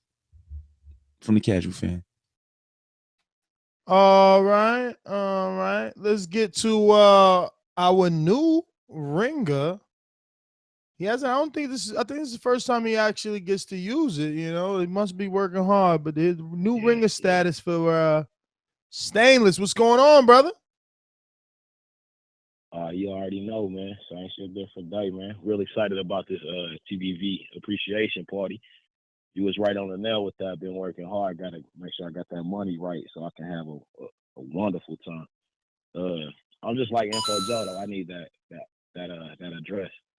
Man, that's all I've been talking about all week too. I will make my pick in a minute, but I'm just so excited for this TBV party. I agree. You know what I'm saying? Go ahead and make that pick for the $5 and up Patreon people. And if MD ain't got it, then that's your fault, man. I mean, all that info and all that extra stuff you get, you know what I'm saying? Wait, Info Joe. If I don't have it, you're saying that I have to. 1 second. The amount of work I put into this show, I have to pay to hear Ness's opinion about a pick. Is that what you're saying? Yeah, I understand what you're saying, but support yourself, man. You know what I'm saying? Like what? Yeah. Pay Ness to hear his opinion? Fuck you, Ness. Really, fuck you. I mean, because truly, that's still part of your contribution. You know what I mean? So you know what I'm saying? No. You know I don't see it that way. I don't see it that way. Well, to the other TBV listeners, I would say, if you haven't already gotten a Patreon subscription, you should get one. There are a lot of contributions that they leave on the YouTube channel, but there are so many more that you get exclusively on Patreon. That being said, my pick is a difficult one to make, but I'm going to have to lean with Thurman. It wouldn't surprise me if Danny got him, but he'd have to knock him out. I see it being Thurman by decision in 12. Like the last caller said, I see it as an 8-4, but it might come out as a 7-5. And like I always say, please make sure that you like and share this in every episode of the Boxing Voice podcast. And that's all I got to say, man. Let's make sure that you text me that address though, man, because I'll be there tomorrow. Like probably For sure. Everyone should be getting there at 7 p.m. Make sure you guys get there early. You do not want to miss anyone, you know.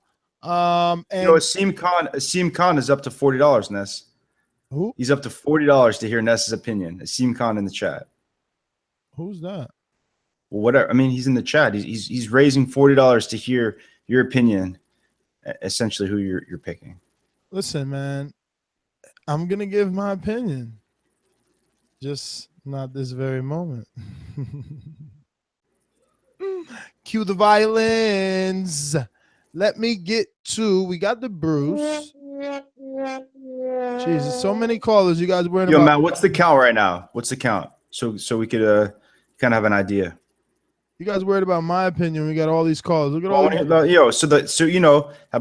Let Matt tally it up while we get to Fish from South Jersey. Been a long time, my brother. The return of the Fish, man. What's going on?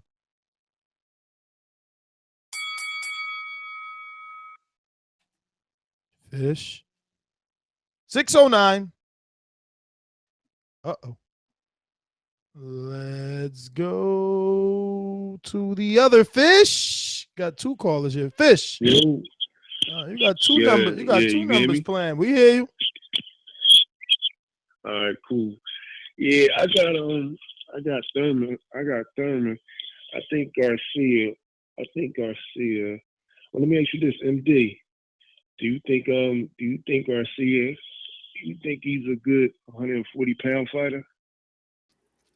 Do I think he's a good 140-pound fighter? Yeah. I think that he would do better and knock out more opponents than Danny Garcia if he fought those exact same opponents. If you're asking me that question, yes. But he's bigger. Think he's a hype job? You think he's a hype job at 147? Keith Thurman? No, Danny Garcia. I think that he, yeah, I really do, especially since considering the fact that he has a WBC belt with a lot of people hold up very high. The fact that he was gifted that belt via Guerrero and never had to fight a true, legitimate welterweight. Gifted. Is that not gifted? No, that's not gifted. Okay. True. After Keith Thurman, no. Ask Bertho, is it gifted? What happened to Bertho? Mm-hmm. Look at the way. Look at how tough the fight was for Thurman. I don't know where you getting this gift. Wasn't that tough for Thurman? He just had a hematoma on his head. Ness, what do you? You get yourself into trouble because you ignored the facts. What's the fact? What's the fact? The facts are that Danny Garcia did not destroy Lucas Matisse. That Danny Garcia overcame Matisse and won a good fight. The facts are that Keith Thurman was beating the shit out of Guerrero to the nowhere near on levels above than what Danny Garcia had against Guerrero, which was a tough fight. Those are the facts. All this airtime when I never said that. Like, don't put words in my mouth. I never said anything about Danny destroying or not destroying. Like, make your point without putting words in my mouth. Go ahead, caller. Yeah, well, I mean, that's one of the reasons why I called back tonight. I think that this is like the biggest fight of the year as of to date. I think I just want to thank Al Heyman. Thank Al Heyman for bringing us this fight, CBS, and I also think that CBS wants Thurman to win. Like you said, they got the gag order. They got the gag order on the Garcia family or whatever because of Pop. But I don't think that they want Danny Garcia to be unified. I think they want, because Thurman is the better voice, more articulate, and he's the guy that you want bringing back boxing onto to regular TV for us as the. So I got Thurman all the way. Peace. Yo, can you explain the gag order, Ness, really quickly? Because what I was I guess what I read was that he's going to be allowed to corner his fight, right? He will. So what is the gag order? Is he just not allowed to go to the media? They just asked him not, from what I've seen, they just asked him not to talk at the press conference. Okay, we're going to go to, oh, wow, JP the politician. The big fights bring out all the guys, huh? What's going on, Ness? What's up? Been a long time, my friend. Hey, man, I'm busy, man, just as you, brother, but I'm going to be down at the fight Saturday evening. Got to support the North Philly President Garcia. Got to support our own. Got to support the Boricua. And I think he's going to put on a fantastic performance Saturday evening, and it's going to start off a really good stretch of boxing. When we talk about Danny versus Thurman, then we talk about Little G versus Danny Jacobs, and then culminating in a mega fight, Canelo versus Chavez Jr. So I'm really looking forward to this stretch of boxing. So how do you see Danny winning this? Because, MD quickly discredits anyone picking Danny. He's also picking Danny Jacobs. Follow the same pattern of Callazo, just with him being a lot younger, a lot fresher, a lot crisper, a lot stronger at this standpoint. He can be Thurman.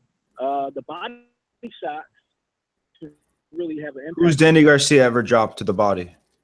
Really can.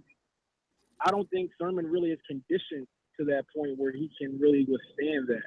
But who's Danny ever dropped to the body, though? It's a real question. I don't know. Do you know? I don't care. I'm just going to answer that question. I don't really have the interest in going back and forth with the Phillies, but he has the power to really do this to Thurman. I thought Thurman kind of lost the fight to Porter. If you really ask me, I thought he lost to Porter. I think Danny's a more stronger version of what Porter can really do. I just don't see Thurman being able to really push back Danny at this point. I think Danny's really built himself into this 147 weight class. I just think he's going to be able to maybe 8 rounds to 4. Danny will take it. And Danny, fighting in the Barclays Center, he's always been very comfortable. I think he's going to be really calm. I think forward to what he has going on afterwards, after this Thurman fight. So what does this lead him to? And it really leads him to the possibilities of superstardom. But I'm looking forward to that Canelo fight too, man. I'm going to go out to Vegas for that. I think I'm probably going to go to the Triple G fight as well. I just don't like a lot of the things that Triple G says. He runs out of a lot of things he's saying out his mouth are just not true. To me, Triple G's like what? And the media has allowed Triple G to get away with this whole nonsense about the belts, when at the end of the day, money. It's always been about the money with Tom Leffler. It's always been. But they allow these guys to get away with always with the Triple G. If you listen to the jokers like Steve Kim, who do the agenda for Loeffler and do the agenda for Triple G, it's a joke. It's a joke. JP, that's your round. That's the most. Whatever. We got MD will withhold of comment. He will withhold of comment. Bring him on. Compa from Los Angeles. He's afraid to debate. Can't even step in the ring with MD. He knows it. Well, not everyone wants to be cut off, MD. I asked him. That's not being cut off. The I asked him problem to is call every her. time 1 you- second, Ness. Compa Los Angeles. Compa. 60 seconds. What up, Boxing Boy? What up? Hey, but yeah, like I was saying, I got Danny Garcia, baby. All right. Saturday. Is that it, Hey, Compa? but I agree with the last caller too, man.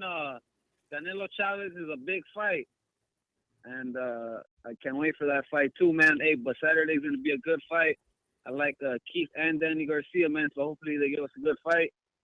And shout out to all the fighters fighting on Saturday. And I got Woodley over Thompson. Shout out to Matt. Yeah, that's what's up. Yo, you guys better stop with that fucking dropping that garbage on my airwaves, all right? UFC 209. Yo. None of that. No? Let's get to who's next. Yo, listen, there's too many people, all right? And there's too many. Let me just tell you, this is how it's going to go down. I'm sorry. I just published another video. As you can see, I'm doing the show, publishing video, hosting my guest, Matt, all the way from, sunny California. Fern Gully, Leslie B, Canadian Jose, everybody's waiting. We're going into, what is it, gentlemen? Drive-by. That's fucking right. And it's going to be a real drive-by. I'm talking 30 seconds. You know what I'm breaking out? I'm breaking out the old iPhone clock. You know how trusty that clock used to be. It's back. 30 seconds. 30 seconds. Before we get to that, shout out to, I believe it's Kareem. I think he was at the first one. He just emailed asking for the address. I'm telling you guys, you better ask for that address. You don't want to wait till tomorrow when Ness has 1,000 million things to do before the party. If you really think I'm going to be sending you an address then. And again, if you haven't gotten it, it's probably because you have a balance, all right? PayPal charges 2.9%. So do the math. 150 equals, I think it's you got to send 154.30 in order to be no balance. If you haven't sent that, well, then you have a balance. And yeah, that balance won't get you in. I mean, what could I do, Clarissa? All right, so 30 seconds, Matt. Don't drop the ball because Matt is forever forgetting the clock. Actually, no. I'm gonna handle the clock. Yeah, you bring them on. All right. This is the first time we're gonna do this as a team. Let's see. Where did we leave off? We got to fish. That 111 number. All right. We got the 1. What? That sounds like a scary movie. Oh my God. That sounds like death. 1. Bring them on, Matt. Yeah. Hello. What is your name? Where are you from? Yeah, this is Suleiman. How you doing? Suleiman, 30 seconds, go.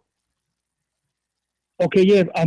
This fight's gonna be real easy for Danny Garcia. Everybody's waiting on him. That's gonna be great fuel for him. It's gonna give him more energy.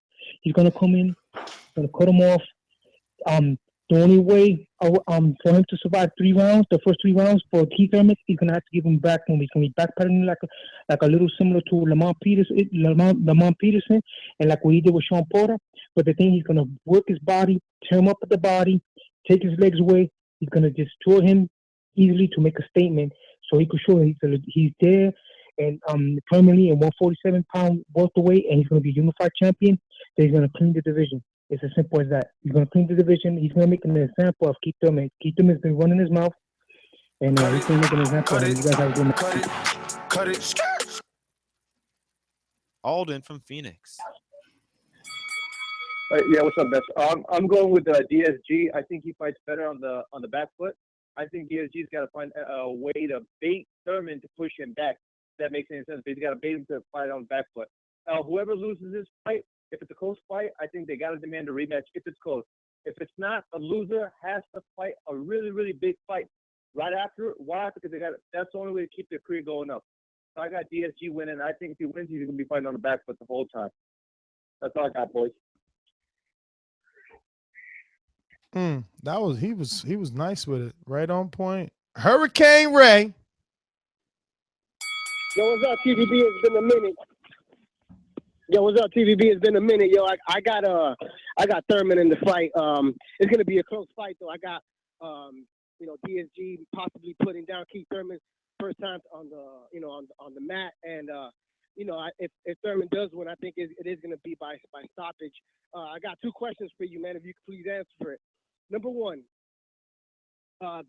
what is Al Heyman doing? Like, if one of these men win, whoever wins, is it going to be elevated to a pay-per-view?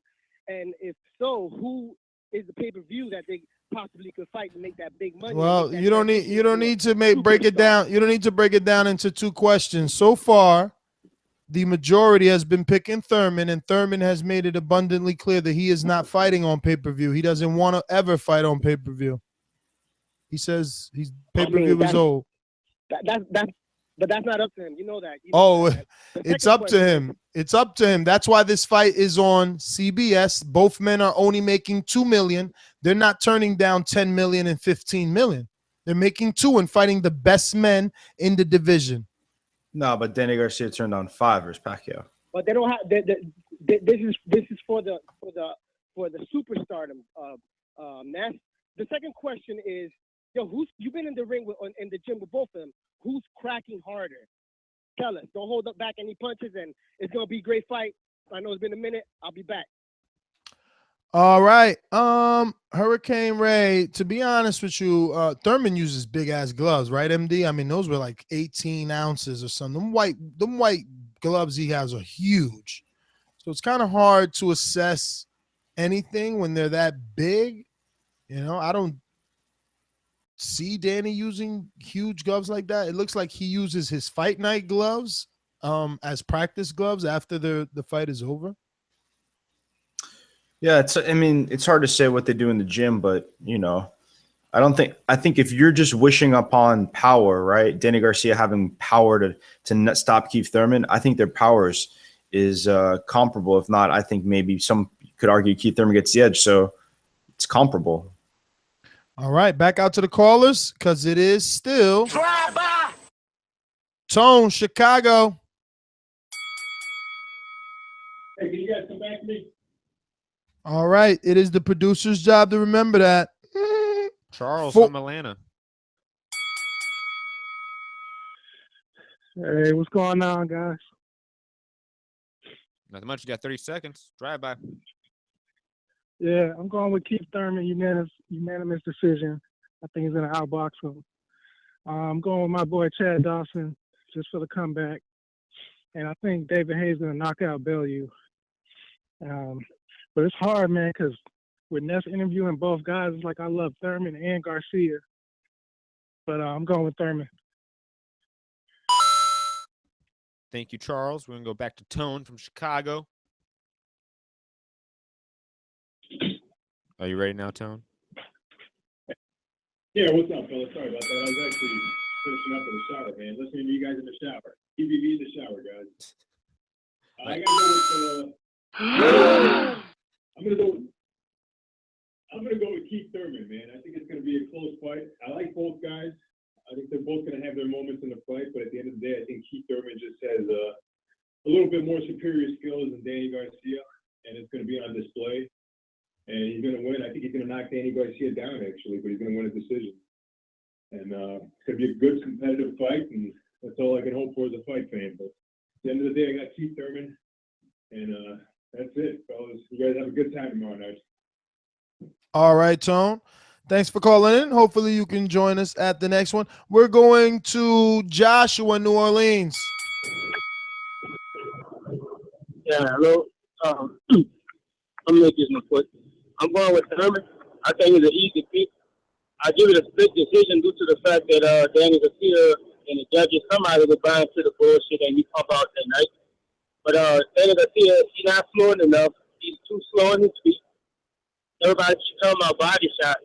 Luis Collazo and Sean Porter, they have better foot movements than Danny Garcia. Danny Garcia fight too tall. He don't bend his knees good enough, so he'll never be in position to land that body shot everybody's talking about. And they only put him in position for that left hook that he kept Sean Porter with. Cut it. 30 seconds, baby. Got to learn to stick and move. Uh-oh. We got some alumni. Yo. We got some alumni right here, so let me get to them. I told y'all a long time ago, the Kirkland will go down in 3 rounds. Next, I got milk, baby.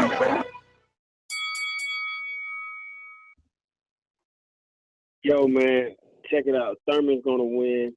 He's bigger. He's the better boxer. He has more power. Typically, for guys to move up in weight and be successful, you either have to have equalizing power or you have to be an exceptional boxer, like Mayweather level type shit. And I don't think Danny is quite there yet. So I'm picking Thurman, 12-round decision. Yo, Danny beat Garcia and Crawford in amateurs. So you got to be a boxer. You just ain't seen it yet because he ain't need to use it. 973. Tom from the Bricks, aka Ring Boy. Got 30 seconds. Drive by. What's your prediction? All right, I got Danny. Yeah. Take that. And what was your name again? It's Jay from the Bricks. North 973. Jay from the Bricks. What's going on, brother? So you got Danny. You got about 8 seconds left. Wow, that was fast. I got Danny, man. I'm putting all this money on him, bro. It's a damn shame that people got him as the underdog, but it's a privilege for me because I'm gonna make the come up tomorrow, and I'm gonna call Sunday because I ain't gonna eat no crow, but I'm sure as hell I'm gonna take a good laugh at it. Short and sweet, Danny. Jay, by knockout. Jay, you putting the money in the street or you going to a casino where you're getting good odds? I'm getting good odds. I'm getting 180 for 800, and I'm putting $2,000 on it. Let me tell you something, bro. Real quick, I'm supposed to get engaged. I got the money for the ring. I'm about to flip that shit. That's what I'm gonna do. Damn. That's short money. Danny short money. After this, after Saturday night, Danny ain't gonna be no underdog no more. That's it. That's it. Enough said. He been slept on enough. What the fuck has Thurman done? Beat Sean Porter on a close decision? For everybody to be on his dick like this? Come on, man. Come on, bro. It's all good, though, because it's good if you're betting money. If you're betting money, this holds to your benefit. I got Danny. Ooh, Jay, heating them lines up. Mike in Queens, talk to me. Sounds like destiny to me. MD, he's betting his engagement ring money. Hey, Mike in Queens. Hope your wife doesn't get mad. Wife to be. Yo, what up? Drive by. You there? Clock ticking by. My bad. Yeah, I got Thurman, man, and we'll discuss tomorrow in detail why I think so. Can't wait to hang with y'all tomorrow, man. And yo, I just want to big up Al Heyman for trying to bring our sport back, man, mainstream. It's a beautiful thing, and anybody that's hating on him is a sucker. I'll see y'all tomorrow. Taking shots at MD on the way out. Thanks for calling in, Mike. Chris from New York. No, that was you taking a shot at me, Ness. No, he said anybody hating on MD. No. I mean, hating on Al Heyman. No, I'm not necessarily hating. Yo, what's going on, panel? What up to everybody? I know I only got 30 seconds, but I'm looking forward to seeing everybody tomorrow. I got I got Erickson Lubin. I got Chad Dawson in the upset over Andre Sanfar. He's back with Eddie Mustafa Muhammad, so we're gonna see a good Chad Dawson, probably a prime one. And I'm actually going with the underdog here. I'm going with Danny Garcia, based on the footage that I've seen on that you guys been putting up. I feel like Danny Garcia is in better shape, and that he definitely looks like he's training a lot harder than Thurman. Maybe that's just me from my eye, and I feel like he's a little bit hungrier. And and I'm definitely going on 5 down. I'm putting 200 on it. If I lose, I'll eat my crow gladly, but I feel like if it goes to UD, Danny's definitely going to get it. That's all I got. Cut it. Chris, see you mañana. Drinks on me, though, baby. Don't you worry about it. Don't get mad. I hit you with the cut. You're going to be drinking on me. Did Monster Beast officially make her pick? Did you officially pick your pick? You got 30 seconds. She picked Thurman. She did. It's gonna be Thurman. All right, then. Bye-bye. Josue for the Lower Oregon. Yo, and the mule. Keith, one time Thurman, baby. I got that guy, man. Put me down for Keith Thurman by unanimous decision. And he hurt Danny Garcia, and that's all I got, brother. All right. Josue from Oregon. We're going to Carmelo in Chicago.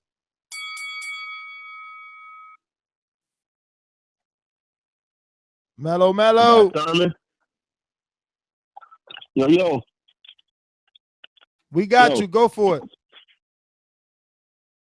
All right, I got Thurman over Danny, man. I like Danny a lot, man. He the underdog, man. He possibly could pull it off, man. But I'm Off what I think, man, I've been watching these fights all day. I'm gonna go with Thurman by a slight edge. Split decision Thurman. I got Fanfara. I got David Haye by knockout. That's my call. Shout out Boxing Voice. Thank you. JP from Long Beach. JP from Long Beach. Yeah, I'm gonna take Danny. It's what's gonna be a really close fight, and many will say Thurman wins, and it'll set up a trilogy fight. I'm taking Danny based on that. He has more, I'd say, fan appeal. Quickly in the show, man, I like you kind of the villain role, but I'm worried we're gonna lose you with like a bad triple G decision or Kovalev. Seems you having problems keeping the hateful white man at bay inside of you. So the chip on your shoulder is crazy, bro. Relax. I mean, how could you say it? Like, I mean, I'm picking Keith Thurman. I don't even know what you're talking about. Everybody, You're the one who's not picking the black guy in this fight. So, I mean, I don't know what you're talking about, to be honest. Well, you've been doing a lot of antagonization of the culture here lately. I mean, we get it, bro. We see it. You ain't hiding. Are you sensitive that you can't debate? Seems like it. Just like the other dude couldn't describe to me who's Garcia. If you come to MD, you need to come with facts, not your emotions. Oh, what's up, Boxing Voice? What's up to the whole panel? You know what I'm saying? I hope y'all enjoy our night tomorrow. But on to my picks. This is going to be a good fight, a great fight at that. But in this fight, what's going to be the key to victory is timing and counterpunching, which we know that Danny Garcia does both very well. So I'm going to have to give it to him a slight edge because at the end of the day, timing counteracts speed. I'm out. All right, BJ. Thanks for calling in. 978, first time calling in. Who's this?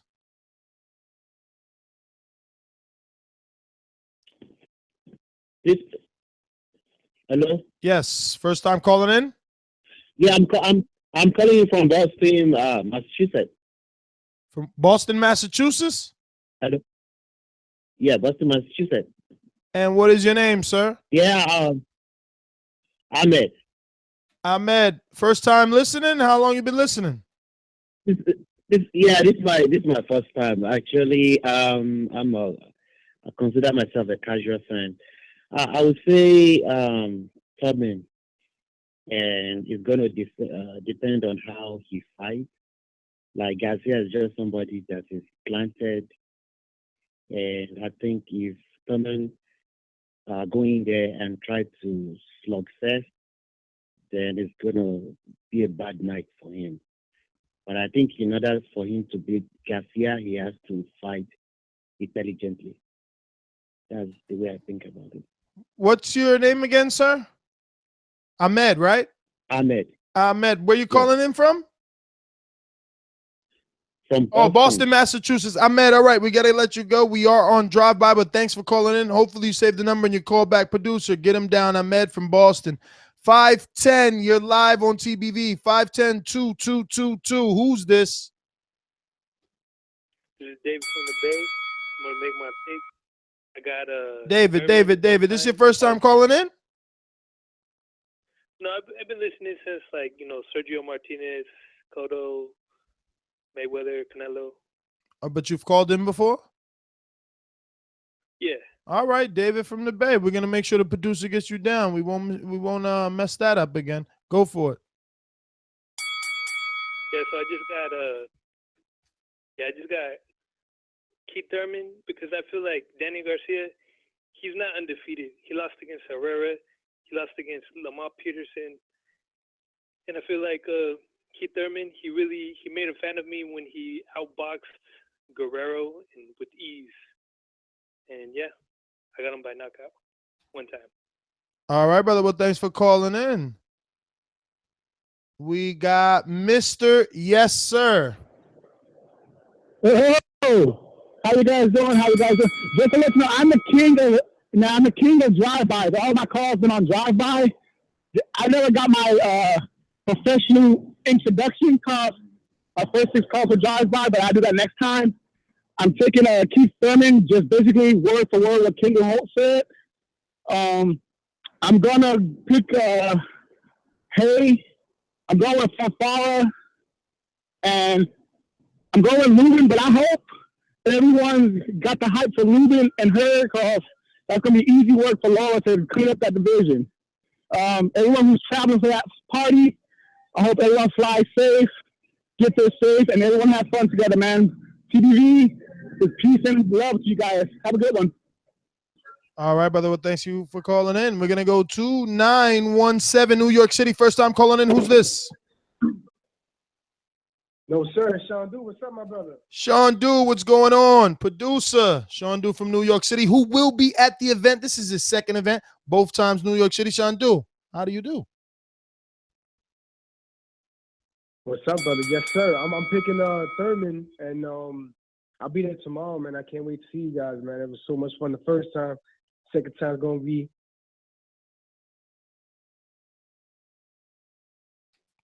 You didn't fall off, did you? Yeah. All right, brother. I'm here. I think we dropped you off when you said first time. Yeah, repeat what you said, Yeah. because we didn't hear your pick.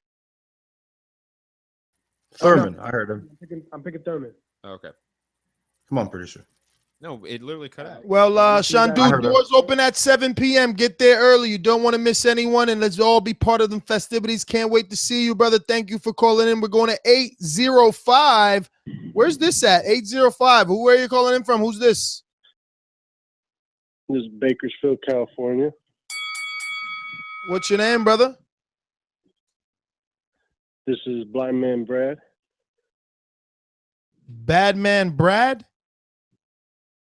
Blind Man. Go ahead. You guys have a connection over there? You can't hear these guys? All right. We're Blind Man Brad. You want to make your picks?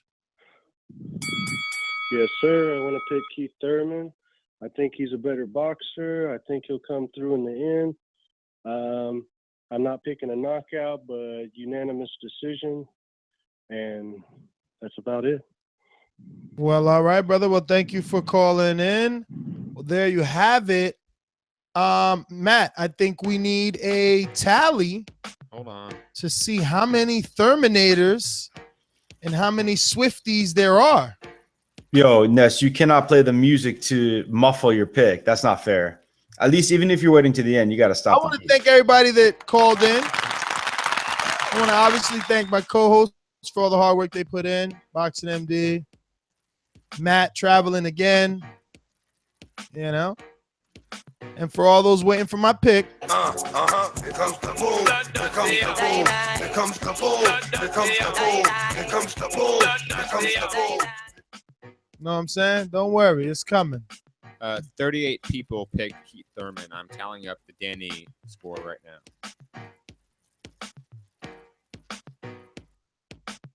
38 Thurman? Yep. And how many Danny? Danny got like 7, right? No, he had more than that. I'm counting it up right now. Hold on.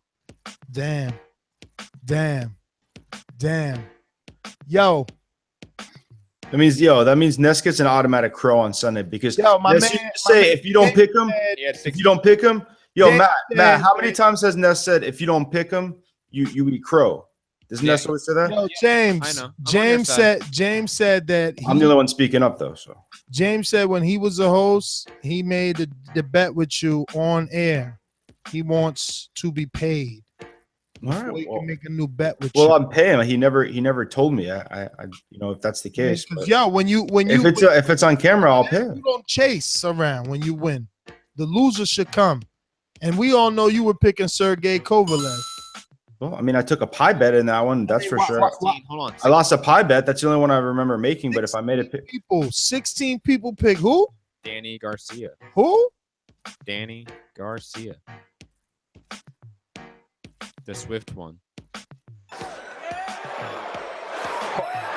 both. He just missed that right hand and got that one in. Right hand of the body, 3-punch combination. Garcia has Matisse down.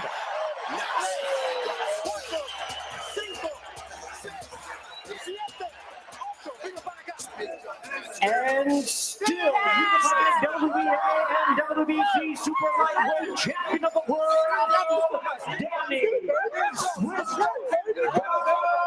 Garcia. Okay, we roll.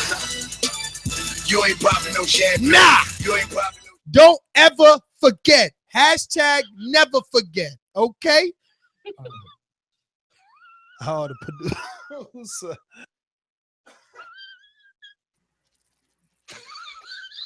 Yo, and you're gonna do the long one too? There's only one laugh track in the blog. You talk. could have stopped that shit. No, but it's great. The ending is great. Come on. No, my Danny Garcia song was great because people forget that moment when he rose to the occasion. But you seen what Thurman can do, man. This is one hell of a fight. I don't know. It's kind of boring me, Ness. You don't have an opinion about this fight. I think that was a pick, though. That was basically a pick, right? Yeah, it's kind of. pick. It sounded like you're picking Danny. Am I? Yes, I'm gonna say you are. Am I? I'm gonna put words in your mouth. Yeah, well, you do what you have to do. You do what you feel is necessary, my friend. What do you think, MD? Do you think Ness is leaning Danny or Keith?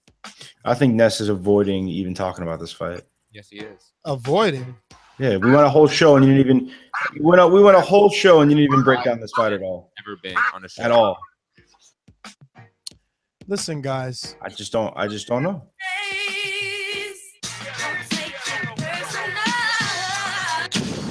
Yo, stop it already. Yeah, Pittsburgh Brew, I got you. I'll tell you at the party.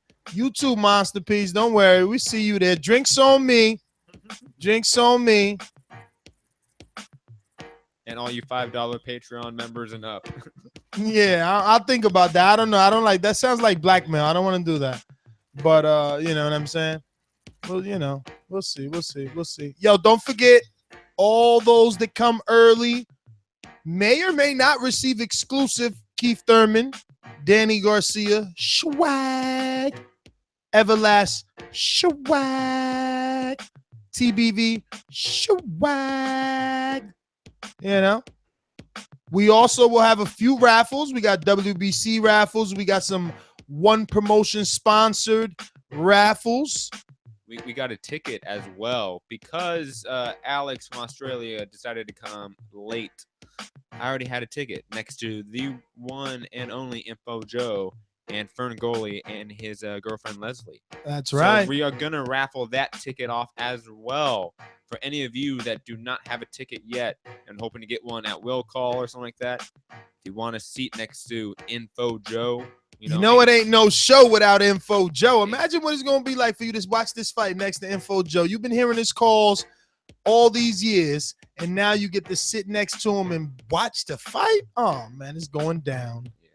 It's going down. And I'm telling you, listen, tomorrow's going to be good. Someone said, how early is early, Ness? 7 p.m. You should be outside. I got a red carpet just for that, all right? You be out there. Don't you be late because, you know, if Steve Willis comes through, and then you're like, yo, Ness, I want to take a picture with Steve. Yo, he was here at 7:40. You wasn't looking. I mean, what you want me to do? You know? If whoever comes through, you just want to be there. You don't want to miss anything, okay? It's an extravagant event, all right? So you make sure you show up on time. Anything else we got to remind people? Oh, the weigh-in again. Let's give that address out one last time for... Oops, I guess I won't be giving it out. I don't know where it disappeared to at the moment. Oh, there you go. It's going to be at 1 University Plaza, Brooklyn, New York, 11201. Fighters on the scale at 1 p.m. Fighters will be on the scale at 1 p.m. If you bought your tickets for Saturday, March 4th, Barclays Center, doors open at 6:30. First fight begins at 6:35. 6:35. Televised Showtime Championship Boxing on CBS telecast begins at 9 p.m. MD, does that bother you that this is called Showtime Championship Boxing on CBS and it doesn't say PBC Championship Boxing on CBS? MD must hate it. And you know what else he hated? Every time someone said, I want to thank Al Heyman, he was like, Who the fuck is that guy? Why are you thanking him? Why are you thanking him? I'm actually not going to make a comment on that. If you want to join Patreon and spend above $20, you could hear my opinion. Yo, this is why you're so good, man. You see that? Yo, that was a good one, bro. You're so good. Oh, man. Those guys will be like, yo, Ness, get rid of MD. He sucks. He's sucking the life out of the show. I think he's funny. No, I mean, Ness is only actually bringing that statement up to try to throw shade at me, to be honest. Yeah, bro. Shade at you, bro. Yeah, bro. And whatever. It's all good. It's all good. The people who know. Why are you so glass half empty? So cynical. I mean, how would you, Ness? It's like me saying, yo, Ness, all the people who be telling me Ness is a fucking idiot, yo, Ness is smart. Like, I wouldn't say that. That's I mean, no, it's not. I could be like, oh, Matt, all the people calling you a pussy, you're not. Like, come on, man. Let's not play coy over here. I know you're sitting next to me. Hey, yo. I speak the truth, and I always speak the truth. Some people here don't. That's it. Play sound bites, yell over me all you want. The people that listen to the show know. They know.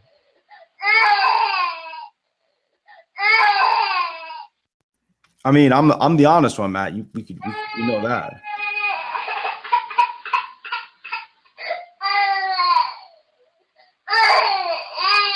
Hey, MB, if you were so honest, why don't you want to talk about the whole Al Heyman, PBC, Showtime, that whole thing? You always talk about it all the time. If you're so what are you talking about? The fact that it's CBS Showtime Boxing? Right here. This is Overdrive. Yeah, this is. I mean, it's what I've always been saying. So what's 10:30?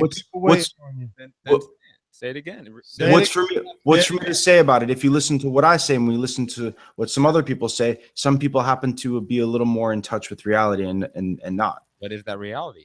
The reality is that PBC boxing seems to be dissipating, and that Showtime Championship Boxing is taking over what is Al Heyman's stock of boxers, which I'm okay with. But let's not pretend it's this or that. It is good it's on network television, but it seems to me that whatever PBC was, brand recognition is not really being pushed anymore. Similar to how the UFC, people are saying it's going to be like the UFC. The UFC stands before every fighter. It's the UFC, then comes the fighter. And PBC has not been doing that. So that's all I'm saying.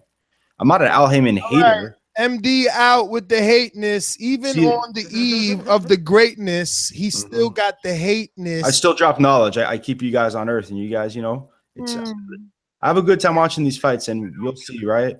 Ness will be not able to be on I guess Keith one-time Thurman's team, the winning team, the team that is going to bring the skill and the power to the game. When he wins, when he goes back in Florida, hold on.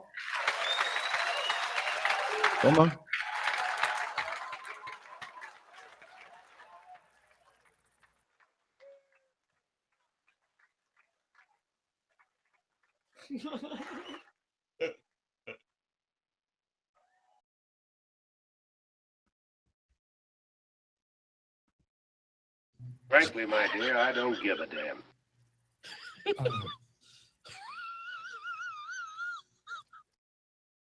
I really don't know what you're laughing at, Ness.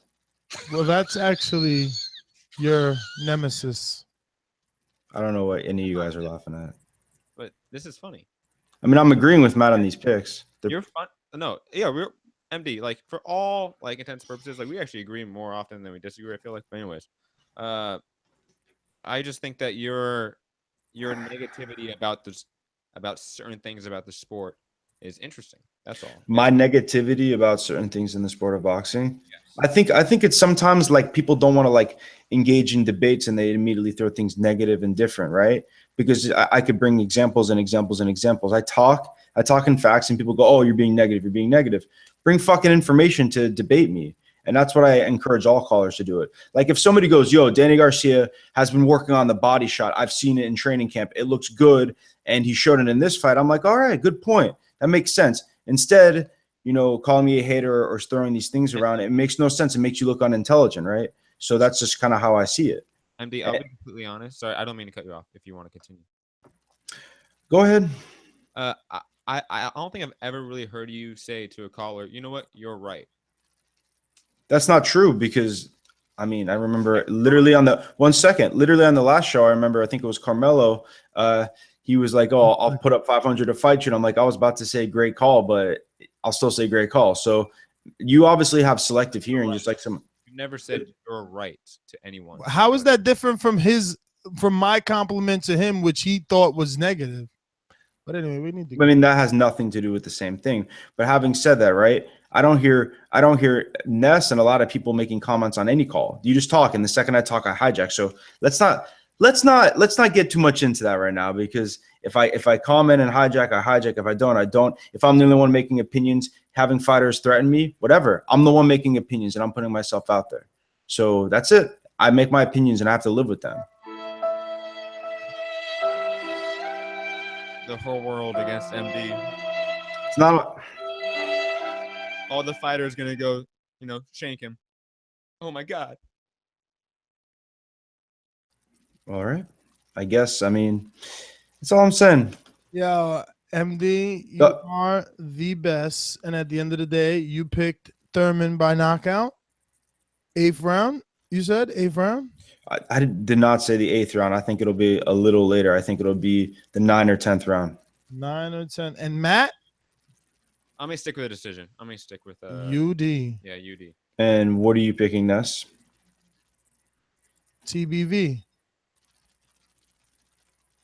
All right. I mean, if you guys join Patreon, you could see, you guys could see the fight between me. That? That's not true. What do you mean? Join. Oh! I thought you were saying my pick was going to be on Patreon. Well, you were insinuating that, so I'm like, well, there's other great content. Insinuated that Well, there's other great content, including the hyped up matchup between MD and Century. That was the fight of the century. in front of. Could Danny really live up to this? I don't know, man. I mean, I don't know. Yo, I mean, you know what? And let me tell you, I don't know if it was that Matt was in Thurman's gym, but he definitely had like the spirit of Thurman. You seen the buggy eyes. I mean, you will hear what MD thought was taking place, but at the very least, if we do a side by side, it did look like Matt had the Keith Thurman eyes at the stare down, for sure. Listen, I am your host, Nestor Gibbs. Find me on Instagram and Twitter at NestGTO, but you could catch me in person tomorrow at hashtag TBV Appreciation Night. So if you don't make it out, at least follow hashtag. Remember to retweet and like any photos, videos that you see of the event, because it's going to be litty, I'm telling you. So many swag bags to give away, so much things. I mean, this one is just the biggest it's ever been. Truly appreciative to everyone. All our sponsors, shout out to All Around Strong, Slow Grind, WBC, One Promotions, Everlast, Effing Vodka. Shout out to DJ Hollywood, who's going to be our DJ all night from Sirius XM and Hot 105.9. I mean, who am I missing here? So many people you need to say thank you to. I want to thank God. I want to thank Al Heyman. I want to thank BoxingMD. Without him, it just wouldn't be possible. That's actually the first time Nestor Gibbs has ever thanked BoxingMD. I want to thank. So Matt. So all the bullshit you want to throw around me, that's the truth. I just said right there. So throw your negativity somewhere else. Okay, I didn't know that. I don't know. That sounds a little odd. I think I've said numerous times how appreciative I am of this team. He does sound upset. I think he's missing the fact that he's not going to be able to come out. Listen, it's not like we didn't want you out. We were trying to fly you out. The thing is, right? The thing is that all you gotta do is hop in the car. You'll make it in time. I mean, there's no way we could get you in a flight in time. But if you jump in a car all night, do a little bump. I know how you like your bumps. Do a little bump and you'll get here. That's a joke, guys. He doesn't do bumps, all right? The only bumps he does is the fucking bumps in the books when he's reading. Stop it. I mean, people listening to the show, they have their own opinions, right? They know this is entertainment. Tyson Fury. Usually MD says that Tyson Fury. I mean, people understand what entertainment is and what entertainment isn't, and they could decide. I mean, if they go to Patreon, they really know what entertainment is. Sure, why not? You should join Patreon. You definitely could hear Ness's opinion. Again. Ness automatically leads Crow on Sunday, even if he makes his pick public. I'm wishing on a star. And you can find me at Mixed Combat News on Twitter and my MMA podcast, Mixed Combat Radio, on Patreon, SoundCloud, YouTube, iTunes, etc. UFC 209.